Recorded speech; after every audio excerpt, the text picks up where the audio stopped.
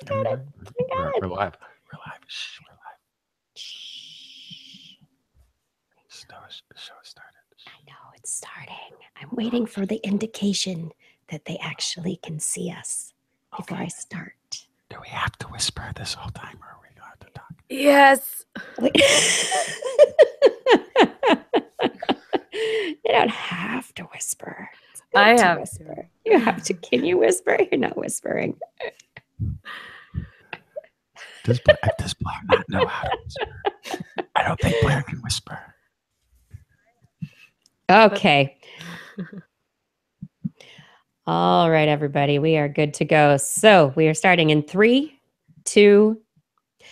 This is TWIS. This Week in Science, episode number 645, recorded on Wednesday, November 15th, 2017. Soonish or later. Hey, everyone. I am Dr. Kiki. And tonight on This Week in Science, we are going to fill your heads with rules, waves, and the future. But first, disclaimer, disclaimer, disclaimer. The future was yesterday. It happened while you were sleeping. For the future never sleeps. While you were cleaning the kitchen, brushing your teeth, or reading in bed, the future happened. And it happened in a consequential way. While you were busy working, the future happened, and it changed the world you live in. While you were studying, the future changed how we look at the thing you were studying. While you were binge watching the latest episodic season release, while you were rooting for the home team, while you were a leader of Soda Deep into an epic quest, the future got serious. So serious that it happened, and happened well ahead of schedule. And now nothing will ever be the same again, for the future was yesterday. But if you were listening to this show, you didn't miss a thing, because when the future happens, it happens here first on Science. Coming up next.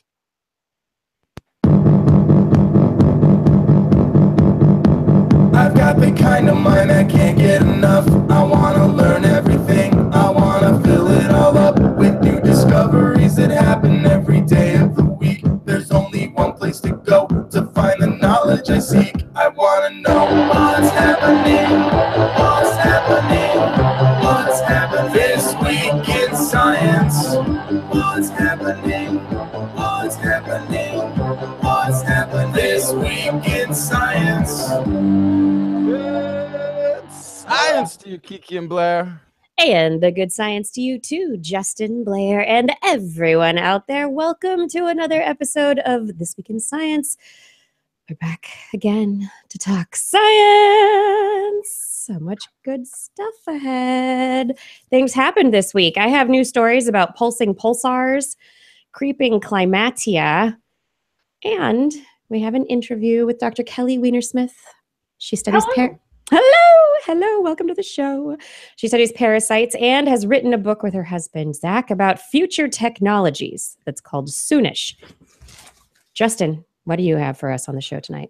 I have a wine before time, Neolithic farmer-gatherers, and wealth inequality boom and bust. Boom, bust. All right, that sounds like it sounds sadness. Blair, what's in the animal corner? You see, that's what the wine story is for, is to take care of the sun. Temper that. Yeah. Exactly. I brought a whole bunch of feathered science and some buzzing bees. Birds and the bees, huh? The birds and the bees. That sounds about par for the course, right?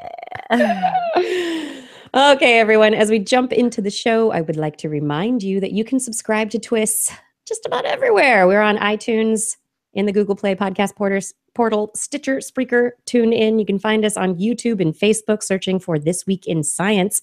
You can also just visit twis.org. Also, if you go to twis.org, our calendars for next year are available. Blair's hand-drawn 2018 Blair's Animal Corner TWIS calendars are available. So if you're interested, another reason you might want to head over to our website.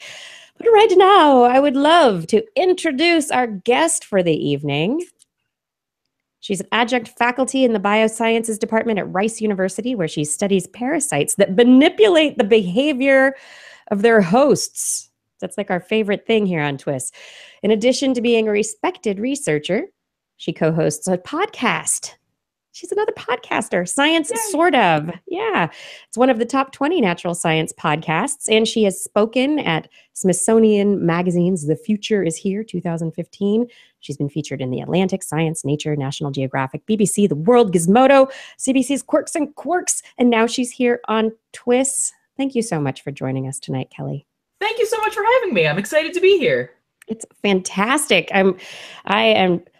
When I found out that you and your husband were writing a book and that it was about the future and technology and science, I was like, yes, come to us. And I was happy to come. Yes, because, I mean, I like, so if for those of you who are not aware, Kelly's husband, Zach Weinersmith, is a comic cartoon artist. He has a cartoon called the Sunday Morning Breakfast Cereal that... Saturday. Oh, Saturday. Sorry. Because that's when, the other day. Never mind. It's all good. Saturday. SMBC. And it's fabulous. And he's great. But I mean, really, I was very excited to be talking on our science podcast with the scientist of the couple. Thank you. It's usually people are a little more excited about Zach, which I'm fine with, but I'm glad to be here. Okay, so the book itself, Soonish, 10 emerging technologies that'll improve or ruin everything. You've got a copy there too. Yay. Yeah. We both got copies. What inspired you? What inspired the both of you to delve into writing this book? Well, so we both had full-time jobs of our own. So I was a Huxley Fellow at Rice University, and Zach, of course, has Saturday Morning Breakfast Cereal, which is a full-time job for him. And we were approached about writing a book together, and we were like, well, what would be fun to work on that isn't exactly our work and would be essentially a fun third job that we could pick up and share together? And we just thought reading about 10 new technologies would be a lot of fun. Actually, it was 50 when we started, but then we decided that 50 would be too short and we wouldn't offer anything better than like a funny version of a Wikipedia article. So we decided to go with 10. And it was just 10 things we thought would be fun to read about for a month or two and then write about. All right. So the 50 things, winnowing it down to the 10, how did you eventually decide these are the topics that we're going to talk about? Well, so we're not claiming that these are like the 10 most important technologies people are working on, but so we had that list of 50. And some of them were, we started doing the research and it was so early in the process that you couldn't tell if it was just a bunch of crackpots proposing something that would never pan out. So there was just some kind of crazy stuff in there. But then you also didn't want to pick a technology that was too far along because all that would be left would be details at that point. And people would be we thought would be maybe a little less interested. So these are technologies that are like somewhere in the middle. People have been working on them for a while, but they're still probably a way off. And then they were just things that were interesting, but also the topics diverged enough that it wouldn't be like each chapter was sort of reiterating something you read before. And also they just sounded like fun because we'd have to read about them each for 1 to 2 months. So it had to be something we wanted to read about that much. Mm-hmm. Yeah, you absolutely have to be like into the topic. Now, you've in the introduction, you've spoken about the future before, the future and technology. These are things that you're interested in, but you're a bioscientist, and a lot of topics in this book. I mean, you talk about space elevators, you talk about going to space in the first chapter. There's a lot of stuff that is not necessarily biology or bioscience related. So is there anything that you found like the most challenging, just hard, like I don't get this, or I have to wrap my head around this and I'm having a hard time? Ooh, well, so my favorite chapters were the ones that did not have anything to do with what I study, just because like I love biology, I love biosciences, but it was just really nice to get an excuse to read about space for a while, for example. So it was what was the hardest thing to understand? Trying to understand how CRISPR worked in a way that we could explain clearly was a little bit tough. So actually, I think the hardest part was translating what I felt like I already knew into something that would be easily understandable for a broad audience of people who weren't necessarily scientists. That was probably the hardest part.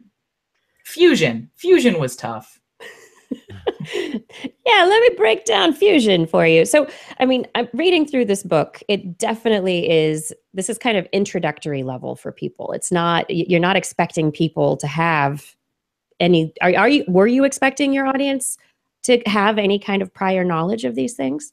No, so I think that we will have done our job if somebody who is smart and inquisitive but knows nothing about science can pick up the book and follow what we had to say. So we were hoping this book would get picked up by people who were not scientists and engineers, in addition to people who were scientists and engineers. Yeah, I mean, looking through this, okay, and I know it's something you've posted on previously, but it is a funny analogy. I'm a neuroscientist by training, and so I really did like the description in your chapters on brain imaging technology, these brain-computer interfaces of the future, and how we're going to read the brain, and talking about using EEG, the electroencephalography, to read electrical activity on the inside of the brain, and making the analogy of a ball of cats or a sphere of cats. Mm-hmm. Can you kind of tell us how you got to the point of talking about neurons in the brain as a sphere of cats? Well, so that was actually Zach's brainchild, to be honest. But so the idea is that, you've got all these neurons and they're talking to one another, and they tend to talk in bunches for reasons I don't think we completely understand, but please correct me if you know otherwise, Kiki. And so they tend to work in bunches, and essentially, like, you get a lot of activity in one area or another area, and it's hard to figure out where that came from. And part of why it's hard to figure out where it came from is because it's sort of like you have a whole sphere filled with cats, and the cats have parties every once in a while. And so, like, in one part, there'll be a bunch of cats that start meowing all at once.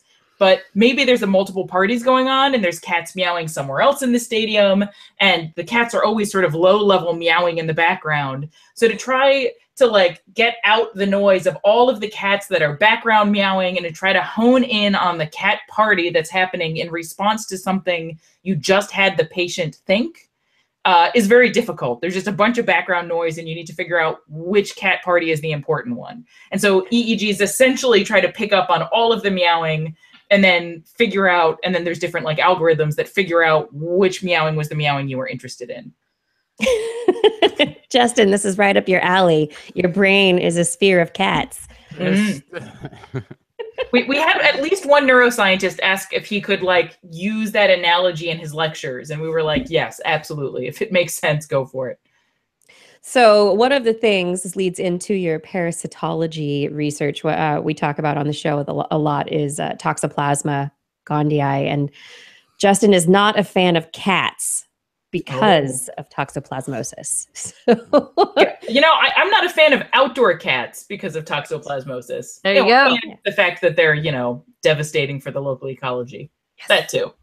Yeah, local ecology, brain parasites, cysts, change your behavior. Yeah. Quite the 1-2 punch there. Yeah, it's true. So from the brain manipulating or behavior manipulating parasites, and that being your area of research, why, I'm wondering, I mean, I know you're going straight from research, but brain-computer interfaces, are we taking inspiration from behavior modulating parasites at all? Should we be doing that? Wow. Well, so that to be honest, that was not a connection that I had made before this moment. But so one of for every technology we talk about, like, what's holding the technology back, and then we talk about how the technology could make life awesome. But we also try to give the bad side of things a fair shake. So we talk about how the technology could ruin everything. And basically, your listeners probably already know this, but brain-computer interfaces are just devices that sort of read what's happening in your brain and then do something in response.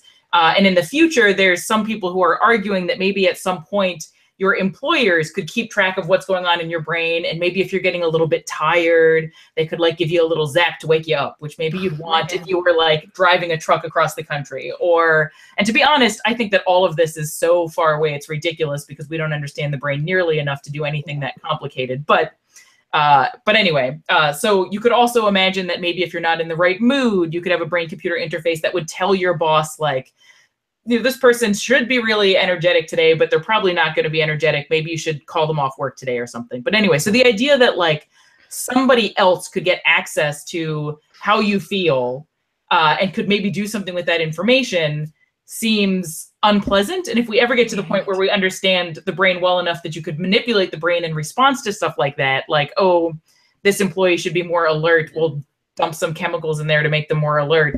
That could sort of be like manipulation, but that's a bit of a stretch. Yeah, I think the one I think that seems most likely to me is what we've already seen with the internet, right? Which is you'll get sort of real life as you're walking around pop-up ads in your head, like little suggestions. It'd be like advertisements, and yeah, these advertisements will be based on your mood, your level of hunger, your level. It's like, you're a little tired and a little thirsty. How about a XYZ brand soda right now? Oh, look, there's a way to purchase one right there from a vending machine if you take 30 steps forward and 2 to the left, right? Like this is my fear, is that it'll just get co-opted by advertising, and it will not. Now you can't even browse without advertising. You can't watch it program without advertising. You can't do anything without some advertising element, which, by the way, if you haven't looked into Blair's calendars that we're they're really amazing. But that could be, that would infiltrate this brain computer connection, because that's how you would afford it initially, is with this these pop-ups, right? So I personally don't think this is a problem any of us will be dealing with in our lifetime, but maybe I'm underestimating neuroscience. But I think in our lifetime, we could actually have a problem with augmented reality doing that to us. Mm-hmm. So we have another chapter in the book on augmented reality, where essentially, augmented reality is, for example, you put these glasses on and you're looking at the real world, but on top of the real world, virtual bits are overlaid. So maybe you're in your office and you see the books around you, and then a T-Rex like walks across your table. And that would be the augmented part. So rad. Which would be awesome, right? And so the awesome part. It would be awesome. And so virtual reality would be like, if you didn't see your books or anything, you were just transported to the Jurassic period or something, and you didn't see anything real. But at some point, this virtual reality stuff could be like in our contact lenses, our glasses, and our phones, and it could be monitoring us also. So there was something we found in the precision medicine chapter where Andrew Reese and somebody else whose name I'm forgetting found that like you can analyze people's Twitter and Instagram accounts and figure out ahead of time, like, are they becoming depressed? You can get all this information about them. And so you could your glasses could log into your Twitter account, say, oh, they're getting kind of bummed out, and then say like, hey, have you thought about Ambien? Or like, what about a Zoloft? And you could start getting advertisements on your lenses, right, where the information for that is actually like taken from your Facebook and Twitter feed, and then you could get targeted ads that like pop up on your glasses, and your glasses could also be like, oh, he's kind of sweating, we're a little bit moist, let's suggest they go to Starbucks for some iced tea or something. And anyway, so basically we're already there. It's just that the interface is just sort of low res. Like, right.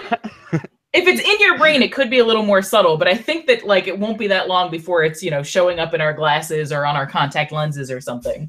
Well, because we already have things like Fitbits and these monitors that we wear on our body, a lot of us, right, that monitor our sleep cycle and things like that. And they tell you to get up out of your chair, and they tell you you need more sleep and all this kind of stuff already. So we're well on our way.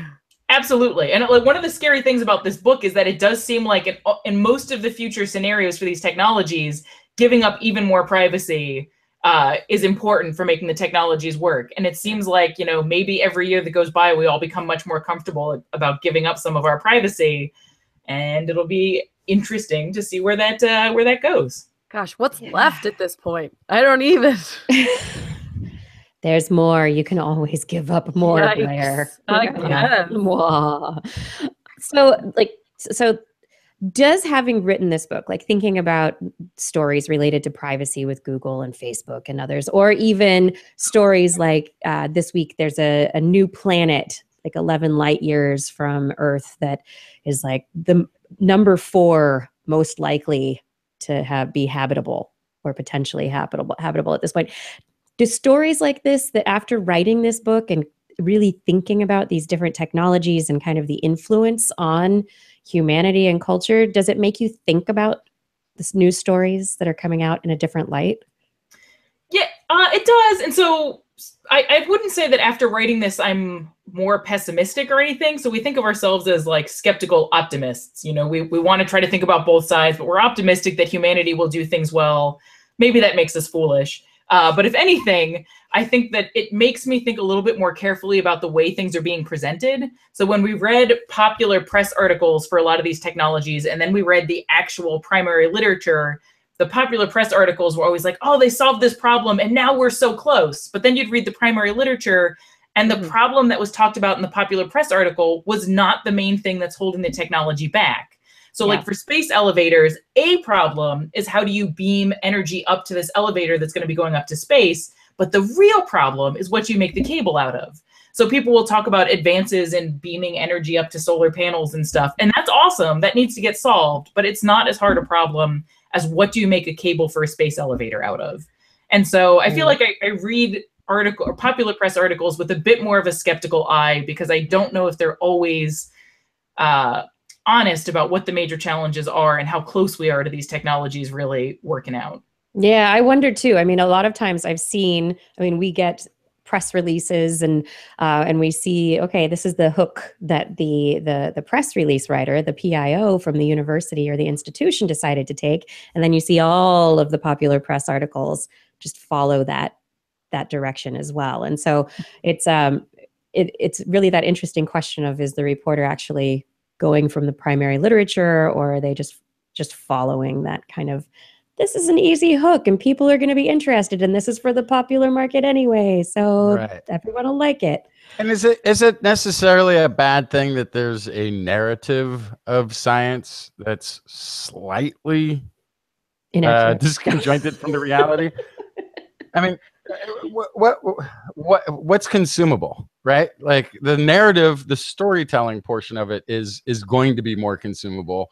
Mm-hmm. It's going to gain more interest. I think if you just deliver technical information, that's not really going to appease the audience or garner an interest for science or what science is doing. So I think there is a little bit of need for that storytelling aspect of science. Sure, but it's what you take from the art, what you take from what the actual problem is. Yeah. So I'm with you. Like I get why you want to write popular press articles that will be read by the general public. That's like the whole point of those articles. And you want to get people excited about science. But I feel like at some point we're selling the public a false bill of goods, so you like tell them so many times that we've almost found a cure for cancer, even though we're, it's a very small incremental step in the right direction.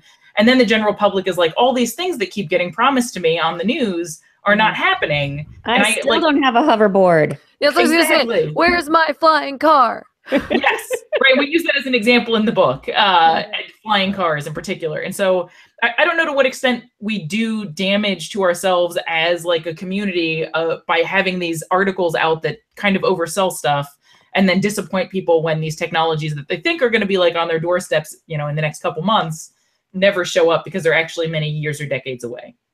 Although to be fair, and we're the same way. We've in however many decades now we've been doing the show. we don't typically bring the next cancer cure story because they're all a new path into a look at which may possibly open a door to something. There is a lot of caveats even in that research and those stories, to the point where every once in a while they cure a form of cancer and we totally miss it. Totally miss it. Well, and I don't want to seem down on these technologies or technology in general. Like part of the reason we were excited about writing this book is because humans are trying to solve some amazingly difficult problems, and the solutions they're coming up with are just mind-blowing and fantastic, and we're really excited about them. Mm-hmm. But for each technology, we wanted to pass our enthusiasm on, but also make clear where the technology is and how it could also be horrible in ways that you maybe also might not see in the popular press articles, or that like the scientist who you're talking to who does the technology might not want to talk about because they'd rather focus on the positive. Yeah. I like there's a paragraph in the conclusion of your book where you say, we did our best to hit the right blend of information and humor, but our biggest fear in writing this book was that someone would call us inaccurate. Yeah. And so I think that's it is a popular science book. And so as such, it is kind of part of the popular press. But I think it's laudable that you have, really worked to try and make it as accurate as possible. And you do tell everybody, if they do find errors in the book, the best way to come reach you and let you know. And right. And I think we essentially try to trick people into our basement so we can lock them down there so they won't tell anyone. Yeah. But people have instead sent us emails.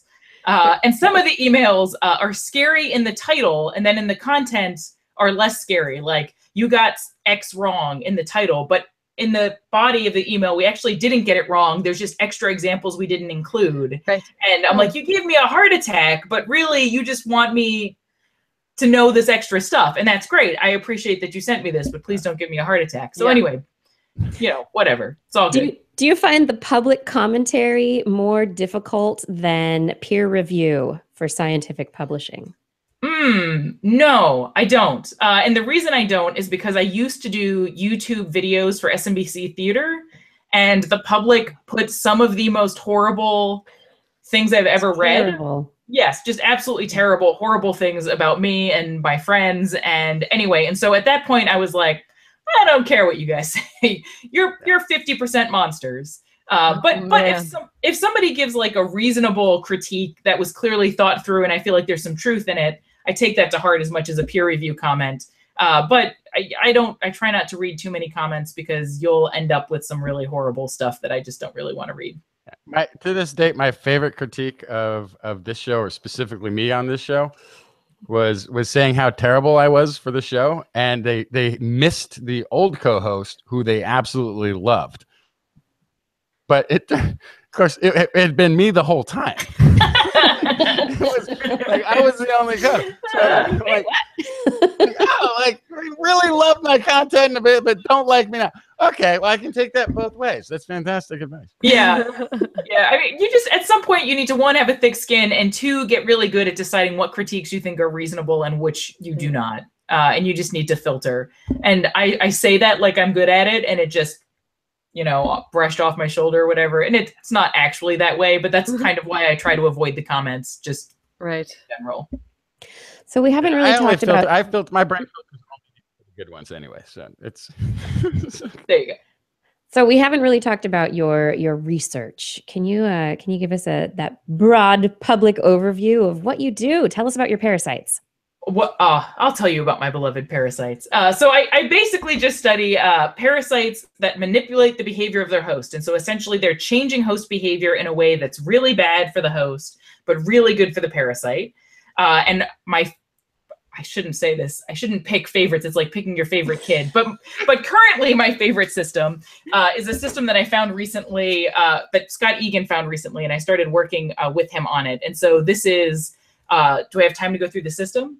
Mm-hmm. Yeah. Okay. Yes, so there are these beautiful trees in the southern part of the United States called live oaks. They have these beautiful long limbs that like touch the ground and come back up again. And they have lots of little gall wasps that live in them. So these are little wasps that lay their eggs in various parts of the plant. And then they manipulate the tissue in the plant to make a compartment that's like an ideal place for this wasp to undergo development. And then when they're done becoming adults, they chew their way out and they fly away. So one of these gall wasps, because there's multiple different species on this tree, are called crypt gall wasps. And what they do is the mom lays an egg into a developing stem on this tree, and it induces the formation of a little compartment that in this case is called a crypt. And the wasp undergoes development, and when it's ready to leave, it just chews a hole out and it leaves. So if you find a stem that had these wasps in it, it's like riddled with little holes where the crypts were once inhabited, and then the wasp left. So that's what happens if things are going well for the host. If the host, there you go. So if the host wasp is unlucky and gets infected by a parasitoid that we named the crypt keeper wasp, then the host wasp is induced to make a tinier than usual hole to get out of the tree, and then it plugs the hole, the host plugs the hole with its head and dies there. So instead of leaving and making a big hole, instead it makes a tinier hole, and the wasp plugs the hole with its head. This is what the host wasp is doing. So when the crypt keeper wasp, which is the parasitoid that I study, is ready to emerge, it chews a hole through the head of its host and then flies out. So that's an interesting story. But what I thought was kind of cool was that we were able to kind of quantify how that benefits the parasitoid. So the parasitoid, one, benefits because it eats the bodies of the wasp that made the crypt. So there's food. But if you put a tiny little piece of bark over the head of the host and you let the parasitoid try to chew its way through the head and a tiny little bit of bark, it's 3 times more likely to die trapped in the crypt. So essentially, the parasitoid is a super wimpy chewer, and it can't chew its way out of these stems. It can, but it's much more likely to die trying to get out of these stems than if the host does the hard work of chewing through it for them. Does that all make sense? Yeah. So it not just nutritional, but also just survival to get out of its crypt. It needs the host to have done the work. It mostly needs the host to have done the work. Some of them can get through on their own, but they're much more likely to die trapped in there without the host's help, which is pretty awesome. And so we got to name, the parasitoid was new to science, and it was in the genus Euderus, so we didn't get to pick that, but we got to give it its species name. So we named it after the Egyptian god Set. So he was the god of like chaos and evil who ruled over evil things. But more importantly, he trapped his brother Osiris in a crypt and then scattered his body afterwards. And if you dig into these crypts, the exoskeleton, so the outer part of the body of the host, is like thrown all around the crypt because it gets just sort of thrown to pieces as the parasitoid tries to get out of there. And so we thought that was like totally fitting and absolutely amazing. Perfect. And it was so great. So Scott Egan was the one who found this. Sean Liu was the undergrad who did like tons of dissections and was amazing. And Andrew Forbes helped us identify the parasitoid. So it was a team effort, but it was just like, it was such an awesome system to find. And it was like right outside our offices. Isn't that amazing? It's just it's just looking, and it's just the exploration of the natural world. There is still stuff that we haven't really found that needs to be described. And we think that these were like literally in the American Museum of Natural History and the Smithsonian Institute for maybe 100 years. There were samples that where this was happening and you could have found it, including in Alfred Kinsey's collection. So not everybody knows this, but Alfred Kinsey is famous for studying human sexual behavior. Yeah, that's what I was going to say. Yeah. Before he was that guy, he was a cynipid gall wasp guy. And that's the kind of wasp that lives on these oak trees and makes these crypts and different kinds of galls. So he has like millions of gall wasps, I think in the American Museum of Natural History, but maybe it's Smithsonian. And so that's what he did before he studied human sexual behavior. So gall wasp biologists go through his samples all the time. That's amazing. Yeah, I grew up in the Central Valley of California, and I'm very familiar with the oak balls. Those wasp balls, and you know to stay away from them in the summer. Yeah. Yeah, but they're so awesome. And so this was like a parasitoid, or, you know, a manipulator. So the wasp manipulates the tree tissue to make the crypt. And then the parasitoid manipulates the wasp to eat its way out of the crypt. So it was like manipulation on top of manipulation. It was awesome. It is awesome. I love that. I love my parasitoids. Many layers of manipulation. Yeah. So good. On your website, I was seeing that you also work with the killifish. California killifish, and there's behaviors that they do that the parasite makes them do that makes them more likely to be eaten or caught by birds. Yeah. Can you talk about that a little bit? Oh, absolutely. So I love that system too. So the trematode parasite in that system is named Euhaplorchus californiensis. And so it breeds as adults in the guts of predatory birds. And they make eggs, and when the bird defecates, the eggs end up in a salt marsh where they're accidentally eaten by California horn snails. And as if it wasn't bad enough to accidentally be eating poop and parasite eggs, the snails are subsequently castrated. So they will never make their own offspring, and all of the energy that they would have put towards making offspring now goes towards making the parasites, which reproduce asexually. And every day when the tide comes in, literally thousands of parasites can leave from the snails, depending on the time of year and the temperature of the water. And then they swim around in the water. And when a killifish encounters the parasites, it gets infected. We think that it burrows through their skin and follows nerves up to the brain. Blah. Yeah. And then each parasite that encounters the killifish and survives forms a separate cyst on top of the brain. And these fish, when they, like very soon after they've hatched, already have some of the parasites on their brain. And by the time they're adults, they have somewhere between 1,000 and 8,000. So it's like a carpet of parasites just packed in one next to each other that covers the entire brain on some of these fish. Oh my God. And it's mind-blowing. Yeah. And these fish mostly look normal, which also surprises me because you'd think like 8,000 parasites on the brain, these fish must be like swimming on their sides and just like obviously sick. But mostly they're fine. But every once in a while, they'll do something like flip upside down, and they have shiny bellies. So when they do that, the sun reflects off their belly and it makes them look very obvious. Or they'll like contort in the shape of a C, or they'll shoot to the surface of the water and make these ripples come off on the surface of the water. So the more parasites they have, the more often they do what we call conspicuous behaviors, which are the things I just described, and the more likely they are to get eaten by predatory birds. So these parasites make the fish, essentially be like, I'm over here, and then probably makes them easier to catch because they're flipping upside down and they're like in the shape of a C. And that's how the parasite completes its life cycle. So I love that system, and we're working on getting it to work in the lab a little bit better. The fish are kind of finicky, but the parasites are just like amazing to bring into the lab because you get those snails, and the snails can live infected for years. Wow. And they keep producing the same genotype. And so if you can keep the snails alive, you get like asexual production of the same parasite for a really long time. So yeah, I love that system too. So we're trying to figure out the mechanism that the parasite uses to like specifically change those conspicuous behaviors, but not make the fish, like swim on its side and act abnormal in other ways that could cause it to just die, but not necessarily die at the hands of a predatory bird. Or at the beak of a predatory bird. For a parasite, that it is. And for any infectious agent, really, that is like that trade-off, right? You want to complete the life cycle. You want to keep it going so that the parasite lives to be birthed again. And if you kill your host, it's not going anywhere. Right. Or if your host dies the wrong way, because there's very particular, like if it gets eaten by another fish, all those parasites are dead. It's got to get eaten by a bird. So manipulation is often extremely precise, presumably because of this, because it's necessary that they die in a particular way.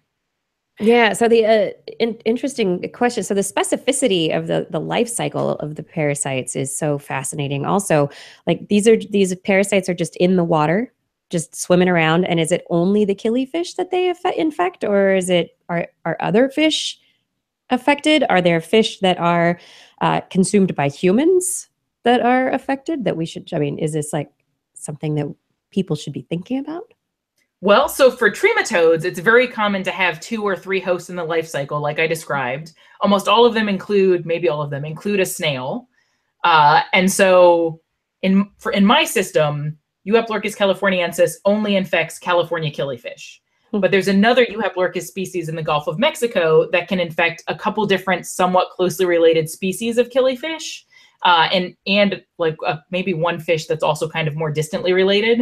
So trematodes differ in how specific they are and whether or not they manipulate. Humans can get infected by trematodes. So for example, if you go into a pond and you get swimmer's itch, which is all those tiny little like spots on your leg that itch like crazy, that is a trematode parasite that is shooting for infecting birds and burrowing into the skin of birds as they swim around in the water, but infected us instead.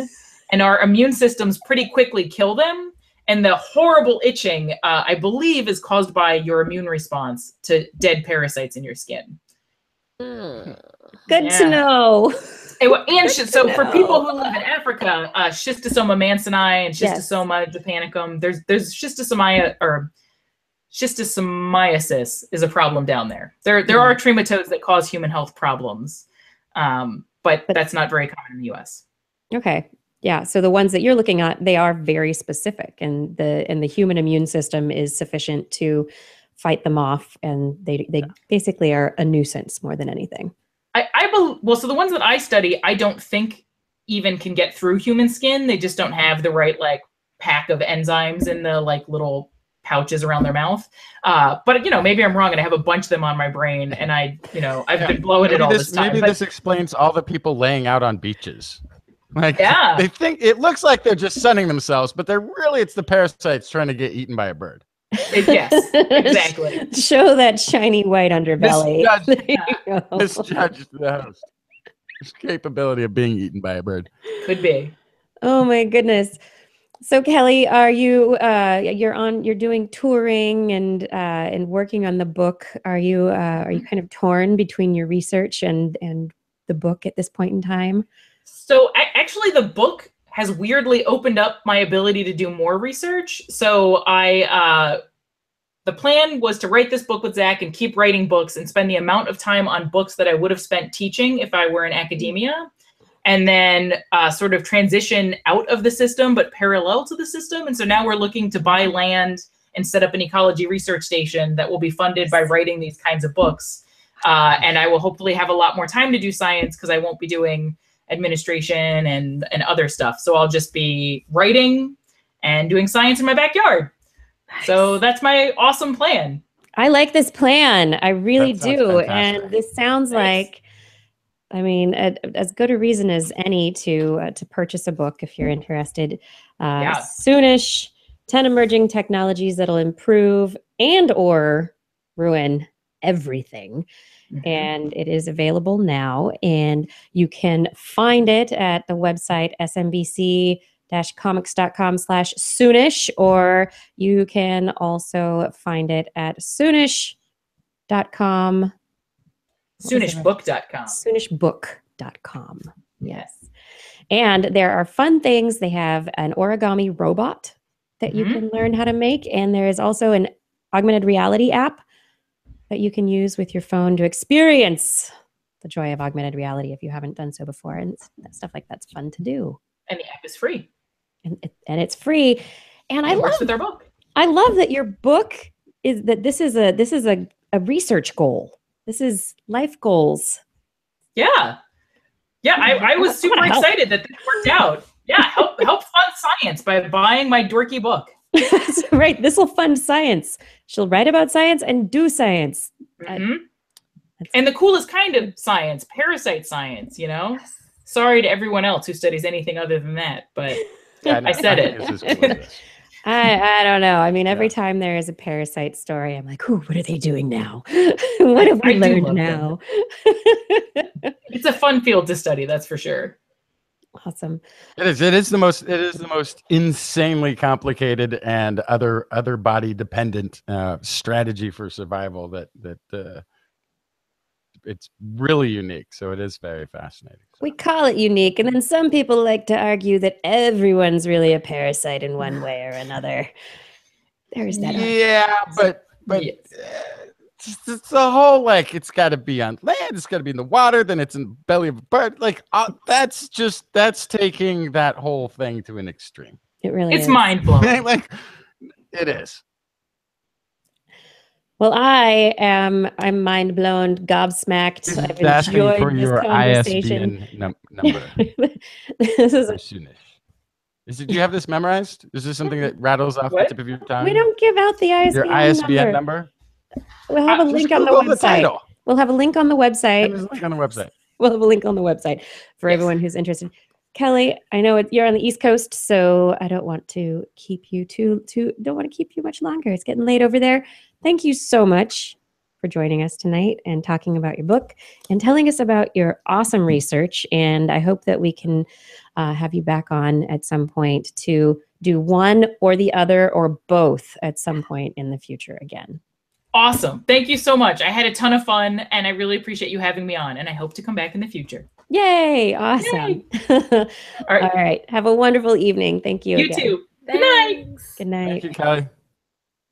And that was Kelly Weinersmith, Doctor of Parasitology extraordinaire. I bet she's got so many more stories and could have gone on and on about parasites.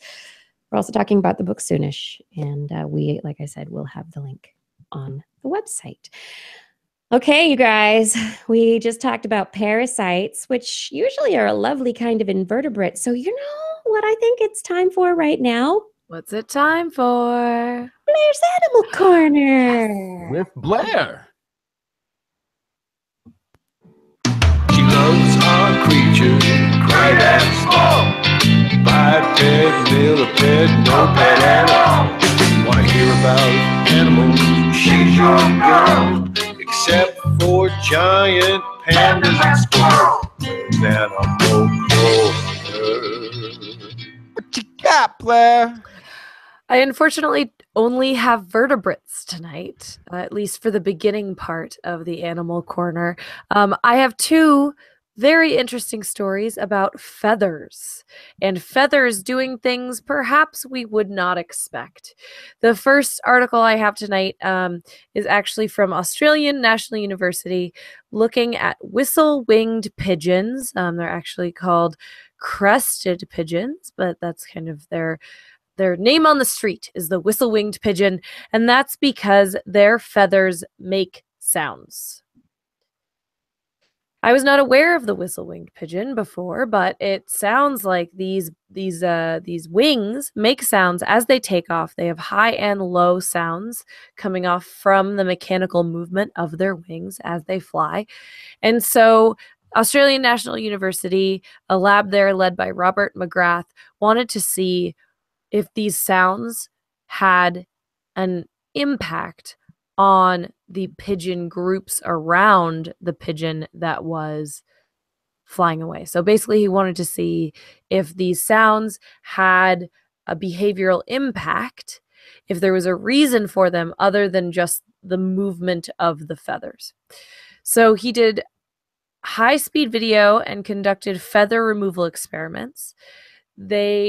And through these experiments, they found that the birds have an unusually narrow 8th primary wing feather, and that 8th wing feather produces a distinct note with each downstroke. They also found that as the birds flapped faster, the wing sounds went at a higher tempo, as you might imagine. They also found that there were high and low notes that they made in flight. The 8th wing feather was responsible for the high notes. The 9th primary feather made low notes. But playback experiments showed that the high notes were actually the critical element for behavioral impacts on other pigeons.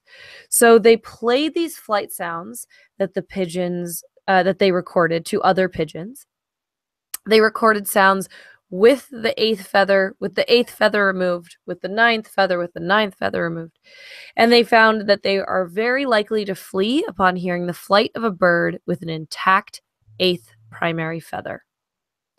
So when they played the sound where there was no 8th feather, when they had removed the 8th feather, the pigeons kind of looked around and didn't take off. So they found that, as you might expect, this alarm signal is intrinsically reliable because they flap faster when they're in trouble. So fast flapping automatically creates a high tempo alarm signal that is very reliable to other pigeons to know exactly what's going on around them. So obviously there's been a lot of study done, on the sounds that birds make with their mouths. Mm-hmm. But there has not been a lot of study done on the sounds birds make with their wings. I know that when I was a teenager and I was learning about owls at the zoo, we knew that there were animals that were very quiet when they flew, and that was so they could sneak up on animals in the dark That at was night. my next question. Is like, are birds that predate on other birds, are they or even on other animals, are they quieter when they fly? Do they not have these signals? Yes. Wow. So I know the owls do. Yeah. Owls have fringes on the edges of their feathers that break up the air as they flap, and they are essentially silent flyers. It's because they flight by stealth.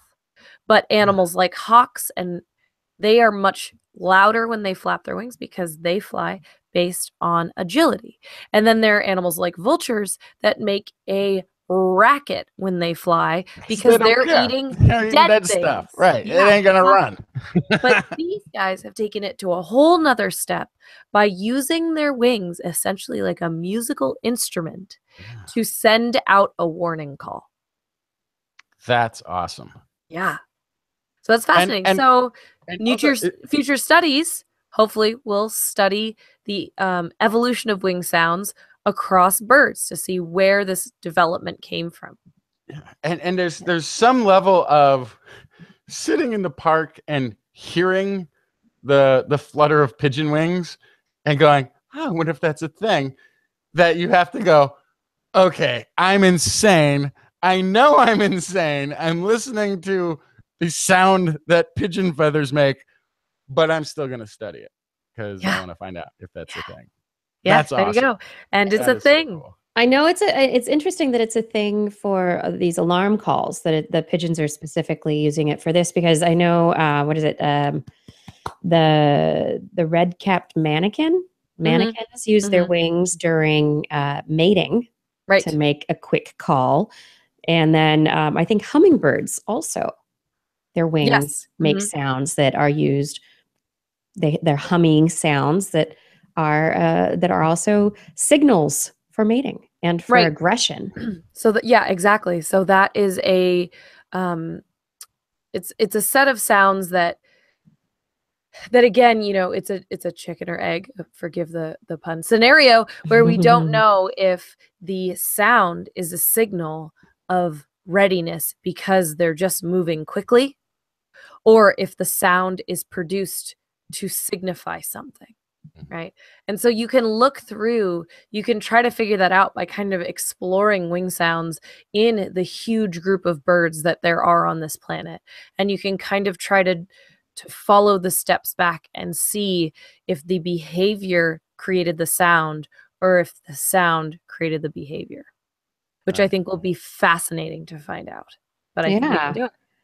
And it could just, and it's just one of those things that could kind of just be naturally grown together. Like, hearing somebody's footsteps running faster might make you, look quicker than somebody just normally walking. And it is a signal, but is it one that's being sent or one that you pick up on? Does that necessarily even matter? But although I have to say, as always, it was the egg before the chicken. Or eggs a long time before there were chickens. I always need to point that out.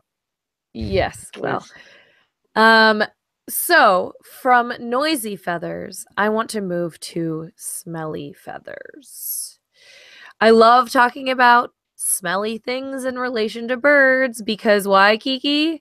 It's not true. Yeah. But people used to think they didn't have a good sense of smell. Yes, even just today, I was telling someone at work about this amazing story that I found, and they went, but most birds can't smell. Not true. Not true. It's why, Kiki? It's because people, when they pulled the brain pan off of the birds, right? The kind of the node of nerves that was the smell center, the pulled olfactory off cortex, right with the brain pan, and they went, it's not there. The olfactory bulb. Yeah. Instead of looking right here. Yep. Oh my God. They don't have an olfactory bulb. It's just not possible for them to smell. No, you missed it. You missed it. So you pulled it off. So let's talk about smelly feathers. This isn't feathers that are on a dirty bird. They're creating smells out of a smell sac and they're covering themselves with it. No, the feathers intrinsically smell. What? Huh? Yeah. Crimson rosellas. They're parrots from eastern and southeastern Australia. Dr. Mila Mihailova, who's a former doctoral student at Deakin University Center for Integrative Ecology, says they smell like an old jumper, a sweater. which has been drenched in really cheap old perfume. So their feather odor is actually part of their nesting behavior. It influences how much time females spend at their nest. If a female can smell that a male or a female of the same subspecies has been around, she'll come back to the nest quicker.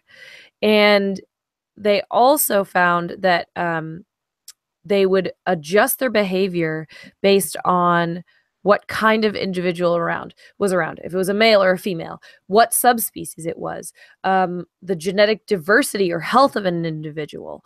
The odor can actually tell them these things. So the smell signature of these feathers give them a host of information about each other. This recent study, though, found that crimson rosellas actually are leaving a clue behind for ring-tailed possums, their main predator. And ring-tailed possums, not opossums, but possums, they eat eggs and they eat nestlings, and they can smell these smelly feathers. They can detect the smell of parrots just from sniffing a nesting site where the birds had been. So these birds are stinky. They're stinky. The feather odor helps detect prey, and it also helps to adjust the vigilance of these possums. But that's not good for the birds. You would No, think the birds would have evolved to be less stinky since they would get eaten. Right. So this is, But we if they are leave their seeing. feathers everywhere, you get the predator searching all sorts of places where the bird isn't. But what we're seeing right now is this is the first study to show that the smell of feathers affects behavior of a wild mammal. This is the first time we've ever seen this. And so this is interesting because this may be something that we're seeing mid-evolutionary arms race. So we talk about an evolutionary arms race in the show all the time, predator and prey, male and female, these animals adapting alongside. And I am seeing a very intense moment in this evolutionary arms race because these individuals depend on their feather smells to find each other and to get along, but they also are getting eaten because of it. So we're in the middle of the battle. Uh-huh. Yes. We're just watching the battle from the sidelines going, what's going to happen? Yeah. And so they're saying that these birds over evolutionary time will probably need to adjust their smell. Or find better hiding places for their nests. Sure. Stay away Yeah. from possums. Yeah, absolutely. So yeah, so they say our work shows that feather smells mediate the interactions around who gains and who wins in this holy battle. Yeah, just don't have the nest in a hole. Just gotta get out in the fresh air, clean it out, in the breeze, air it out, little spring cleaning, you know? Yeah, so, birds, feathers, they're pretty. They keep them warm. They help them fly, but guess what? They're also loud and smelly. Yeah, I wonder what could affect the smelliness though. Like if preening makes them less smelly, or if there is something in their food that leads to the scent. That if they changed their food source, if there's there's probably a microbial component to it. Mm-hmm. Yeah, and I wonder. Fascinating. I wonder, yeah. So I think that's part of what's next is to figure out exactly what about these feathers gives them their scent and to see if that starts to change. All right. Birds of a feather stinking together. There you go. There we go. We're going to take a quick break, everyone. This is This Week in Science. We are going to be right back with more science news. And I think Justin's got a glass of wine coming for the second half. At least a story about sciencey wine. We'll be back in just a few moments. Stay tuned.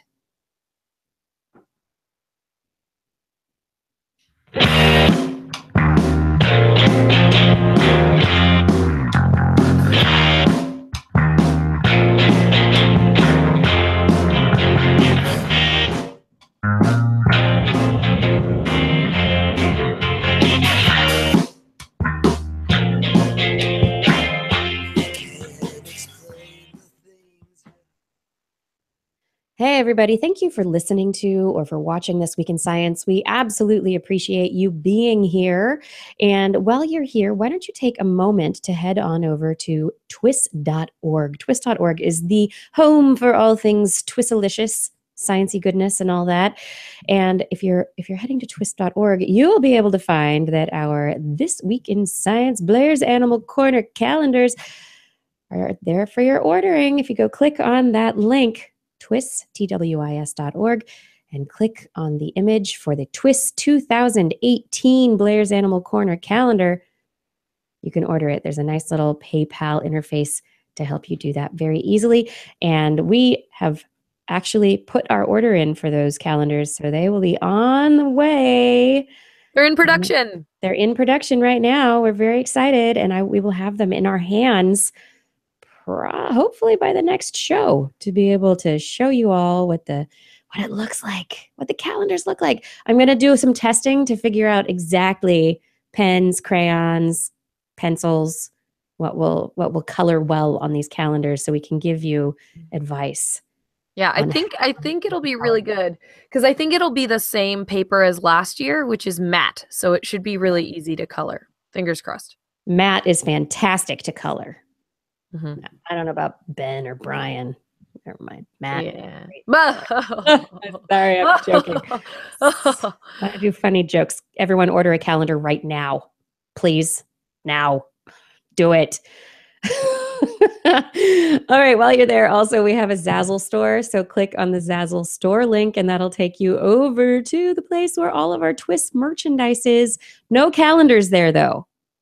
Buy a calendar at twis.org. Zazzle store has all sorts of other fun things. So if you want to buy your child a TWIS T-shirt for Christmas, this is where you should do it. If you want to buy art cards of Blair's Animal Corner calendar art, this is where you do it. If you want to buy somebody an awesome T-Rex mouse pad or a lumbar pillow for Christmas, this is where you do it. Okay? This is the place. Click on that Zazzle link.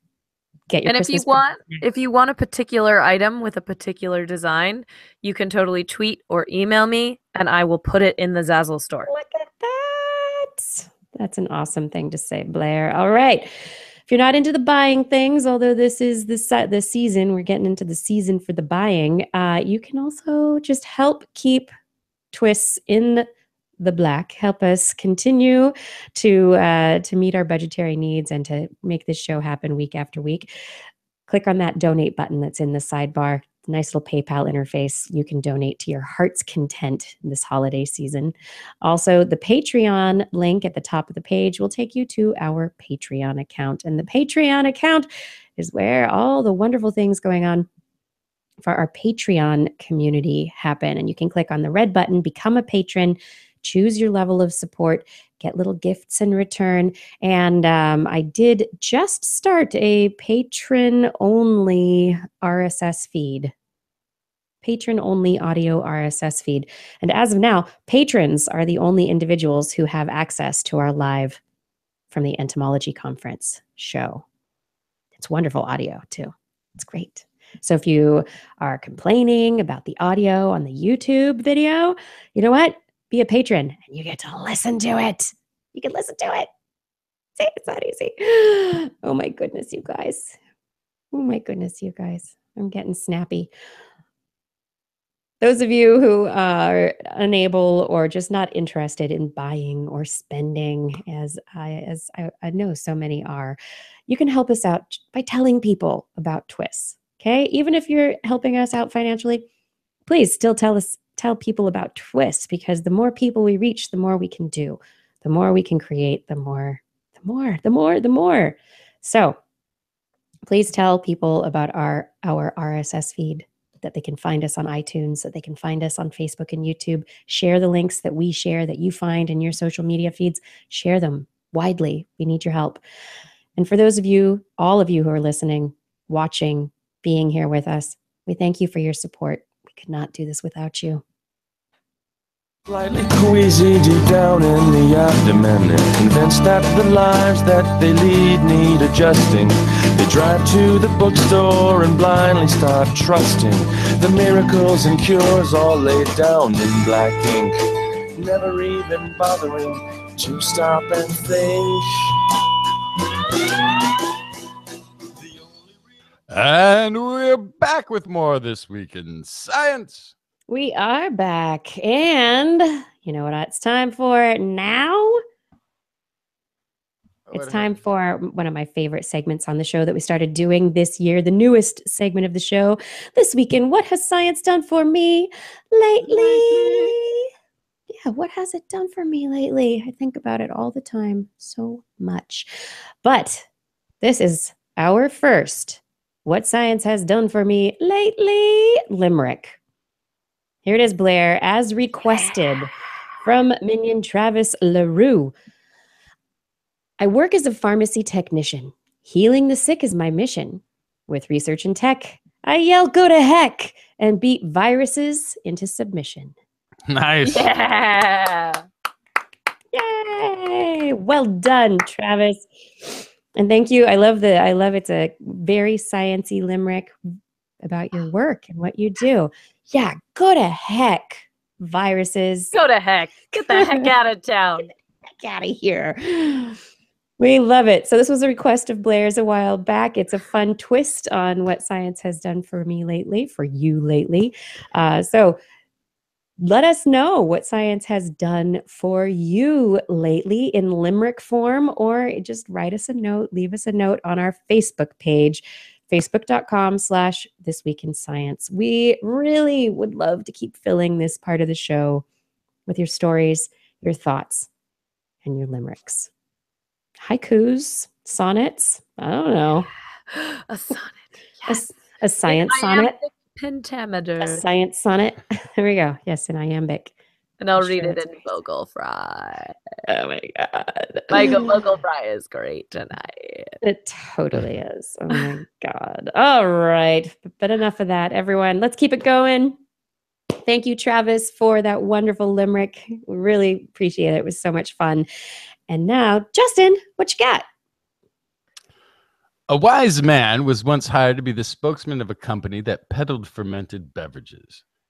And in the most sincerest of theatrical voices would quip to the cameras, "We will sell no wine until it's time." And while this patience by a vendor may hold value for an odd vintage here or there, the aging of modern wines is typically destructive to its flavor and appearance. Wine is meant to be opened and enjoyed sooner rather than later. Oh. And this tradition of fermented indulgence has been with us much longer than previously thought. The earliest previously known chemical evidence of wine dated somewhere into the 5400 to 5000 BC. It's from an area in the Zagros Mountains of Iran. Now, an exception to the has been found in the excavations of the Republic of Georgia by the Gadatriali Gora Regional Archaeological Project Expedition, aka GRAPE.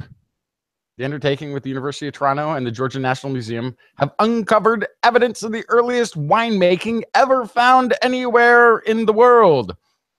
The discovery dates the origin of the practice to the Neolithic period around 6000 BC, pushing back the date of fermented grapes some 600 to 1,000 years. Excavations have focused on two early ceramic Neolithic sites approximately 50 kilometers south of the modern capital, Tbilisi. For those not familiar with the metric system, of course, 50 kilometers is approximately the same as 50,000 meters. Pottery fragments of ceramic jars recovered from the sites were collected and subsequently analyzed by scientists at the University of Pennsylvania to ascertain the components of the preserved residues. They confirmed tartaric acid, the fingerprint compound for grape and wine, as well as 3 associated organic acids, malic, succininic, and citric, in the residues that were recovered from these 8 large jar vessels that they found. Findings reported in a research study this week, proceedings of the National Academy of Science, PNAS. We believe this is the oldest example of the domestication of wild-growing Eurasian grapevine solely for the production of wine, says Stefan Batwick, a senior researcher, Associate Department of Near and Middle Eastern Civilizations and Archaeology Center at the University of Toronto. Co-author of the study published in PNAS. The domesticated version of the fruit has more than 10,000 varieties of table and wine grapes worldwide. Georgia is home to over 500 varieties for wine alone, suggesting that grapes have been domesticated and crossbred in this region for a very long time. So the Neolithic period is characterized by a package of activities that include the beginning of farming, which ended up spreading into Europe, domestication of animals, development of crafts such as pottery, weaving, making of polished stone tools, and now we can add winemaking to that list. Yeah, looking at an image of a jar at the Georgian Museum, there was what appeared to be obviously grapes on the outside of the rim of the jar. Yeah. Like, yeah, It's like, this is a wine jug. Oh, man. Yeah, Well, so I mean, wine goes back pretty far in written and oral history too. I mean, we definitely know that it started a long time ago because it's pivotal in fables and a lot of ancient kind of oral tradition. But this takes it way further back. Yeah, no, they're talking. This is definitely the domestication of the grape. They're saying led to the emergence of wine culture in the region. I mean, this was a big hit. They used it as medicine. It's the social lubricant, mind altering to a degree, a highly valued tradable commodity. It became the focus of religious cults, pharmacopoeias, cuisines, economics, society throughout the ancient Near East. Wine was where it was at, man. Like everybody was into this stuff. I think a lot of people are still into this stuff. Yeah. One could say, considering the economic perspective or the largesse, economic largesse of areas throughout the world, Italy, France, California, Australia. I mean, there's all over the world. Wine growing regions are known for their productions. They are, but 99.9% of wine made is from a Eurasian grapevine, or from Eurasian grapevines. Like it's originally, yeah. Like these have even like there was actually in researching this a little bit. I was surprised the Shiraz or Hrab wine, which I thought Syrah or Shiraz. The same. There's a Shiraz. Shiraz is from Australia, though. Yeah, right, we're not going to pronounce it Syrah. We're going to pronounce it Shiraz. But there's a Shiraz Iran, which I always thought the grape originated from. But it turns out, in researching this story a little bit, that was a hub of winemaking. Interesting. A long time ago. But that the grapes that are Shiraz are actually of southern France origin. They used the name for what was, a long time ago. They used the name that was a throwback to an ancient winemaking civilization, but that the grape itself is from southern France. It's not an exported grape, which I always thought was the case. So I got to learn something. So this pushed it back to 8,000 years ago, is what you said, right? Yeah. So I was some quick Googling told me, because I'm not good with this stuff. Ancient Greece was around 3,000 years ago. So definitely we know from, I think Bacchus is the Roman name, but whoever was the party god, he was definitely into wine. So we knew that was a big deal then. The Jewish calendar goes to almost the year 6,000. We know that wine is part of their tradition from the earliest. Wait, it's not the year 6,000 yet. It's the year 57 something. So we're getting close. And then, so this adds, based on just those two little tidbits I know as a layman, 2,000 years, which is a good hunk of time for sure, considering it's 2017 by our calendar right now. Yeah. And I think even beyond that, bringing up the kind of origin story of wines and grapes, and if we push the date back, we'll probably find the original wine grape. Could you find the original originator from which the Eurasian stock came, from which all of the stocks around the world are pretty much generated? Was it just juice that was left out? Probably. Originally. Yeah.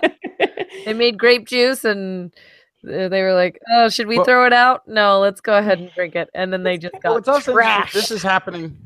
This is happening in the Caucasus, right? Which is also where the Neolithic farming. This is where agriculture, was a lot of this was developed more down into Syria, Turkey, Iraq, but really it was once you got to the Caucasus, this is when there was that sort of explosion of farming techniques. And so this is, they're coming up with these new products. One of them was wine, but they're coming up with all sorts of new food products which then eventually led to the farming emigration into Europe, for the search of more farmlands to do these crafts. And with them must have brought wine as well. Mm-hmm. Who's bringing the wine? Who's bringing the wine? It really feels like as long as there's been people, there's been alcohol. Yeah.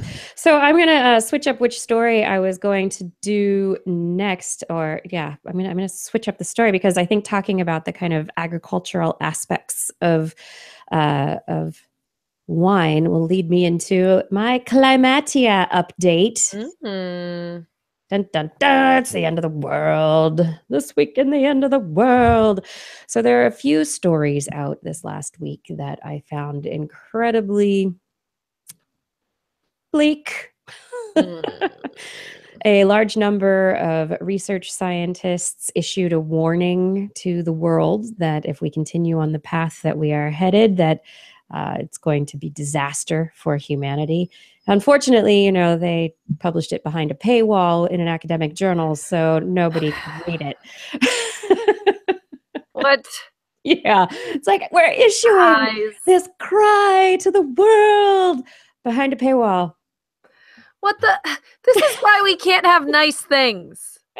This is exactly why. You can't choose a open access journal for something like that. You'll This still makes me get. mad. I know you'll still get the scientific authorship credit. It'll work. I mean, I don't know. But anyway, so no, we just need access. That's all it is. That's all the only thing we're complaining about is we need the access. Yeah, we just need the. Well, I mean, I wish we would have more access to big, warning statements from the science community. Anyway, then we have a story that did a new analysis on rainfall in the southern region of the United States, and looking at it basically is a system that analyzes hurricane frequency in a warming world. This is a professor from MIT named Carrie Emanuel who has developed this system. And he basically found that Hurricane Harvey amounts of rainfall aren't going to be rare in the future, that they're going to increase, that there will be an 18% chance of happening of one of these biblical proportion rainfall events, one of these, 500 to 1,000 year rainfall events, an 18% chance of it happening in any given year by the end of this century. And the end of this century is only 83 years away. And once we get to the end of this year, it's only 82 years away. So that's, within your grandparents' lifetime, right? Right. And I think we've talked about this a little bit on the show too. That doesn't mean that we stay with it being a once every 100-year storm until we get to there, and then magically it's once every 5 years. There's going to be an increase. So there will be an increase. Some years there will be more. Some years there'll be a none. Yeah. It's just like a progression. This is how progressions work. It's not just going to wait till then to kick in. Yeah. So the climate model that he has put together for these hurricanes is he actually took a set of 7 climate models and that use the conditions prevailing between 1980 and 2016. And so he has a computer model, right? And he started putting or seeding tropical disturbances during the runs of this model. And then the system selected the tropical disturbances that would develop into hurricanes and strike Texas within 3,000 kilometers of Houston. And so storms with anywhere above 450 millimeters of rainfall are extremely rare, and those with more than 800 millimeters are almost unprecedented, according to this Ars Technica article. And Emanuel concludes that what happened with Hurricane Harvey's rainfall was biblical in the sense that it likely occurred around once since the Old Testament was written. Wow. So we're talking about years back with wine and everything. Let's go back to the Old Testament, that this kind of rainfall happened once.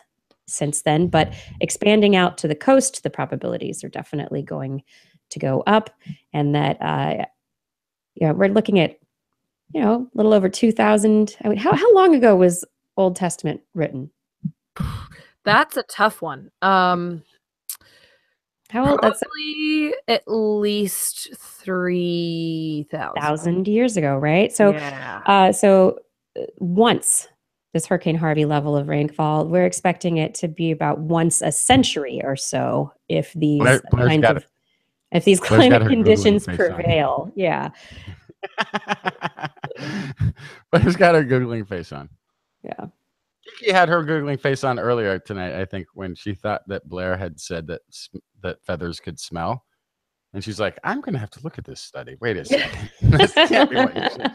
You can't get been reading. I'm Googling things all the time. Here we go. So there's a holiday on the Jewish calendar about the writing of the Torah. So it occurred in 1312 BC, which is around 3,000 years ago. 3,000 years ago, yeah. So something that happened once in 3,000 years is probably going to be a once every 100-year event by the end of this century. Ooh. Yeah, that doesn't mean it's going to happen, but the odds increase. So which means it's going to happen. That's what that means. It's going to happen. Pretty much. So there's that's like, oh, okay, lots of rainfall. So maybe we should figure out how to build better in the Houston area, right? Moving on from there, though, we've been really happy with our carbon emissions for the last few years. Reports have been that for several years now, our carbon emissions have stabilized and even decreased a little bit. But you know what? That's not holding anymore. The global analysis of the global carbon cycle has been released, and we are now, every country basically is on an upward trend. All right. Well, part of it is when you say our, I don't know if you mean global or like the United States. Yeah, it's global and the United States. So yeah. So the interesting thing, though, is that there were trends in the economy and also in the environment that lend themselves to the stabilization of carbon dioxide emissions. So there was reduced coal use in China and elsewhere. There were gains in energy efficiency, a boom in low carbon renewables like wind and solar. However, according to this editorial in the journal Environmental Letters Research, the temporary hiatus appears to have ended in 2017. Right. So you add all these layers of efficiency, right? But then your population is still growing quickly, fastly. Right. Expansion, production. And so like here in the United States, we had higher natural gas prices for a while. And so people used less natural gas. And coal has started to increase. And so we're going to have a bit more of the carbon dioxide as emitting as a bit of that. There's also was a burst of economic growth in the early part of 2017.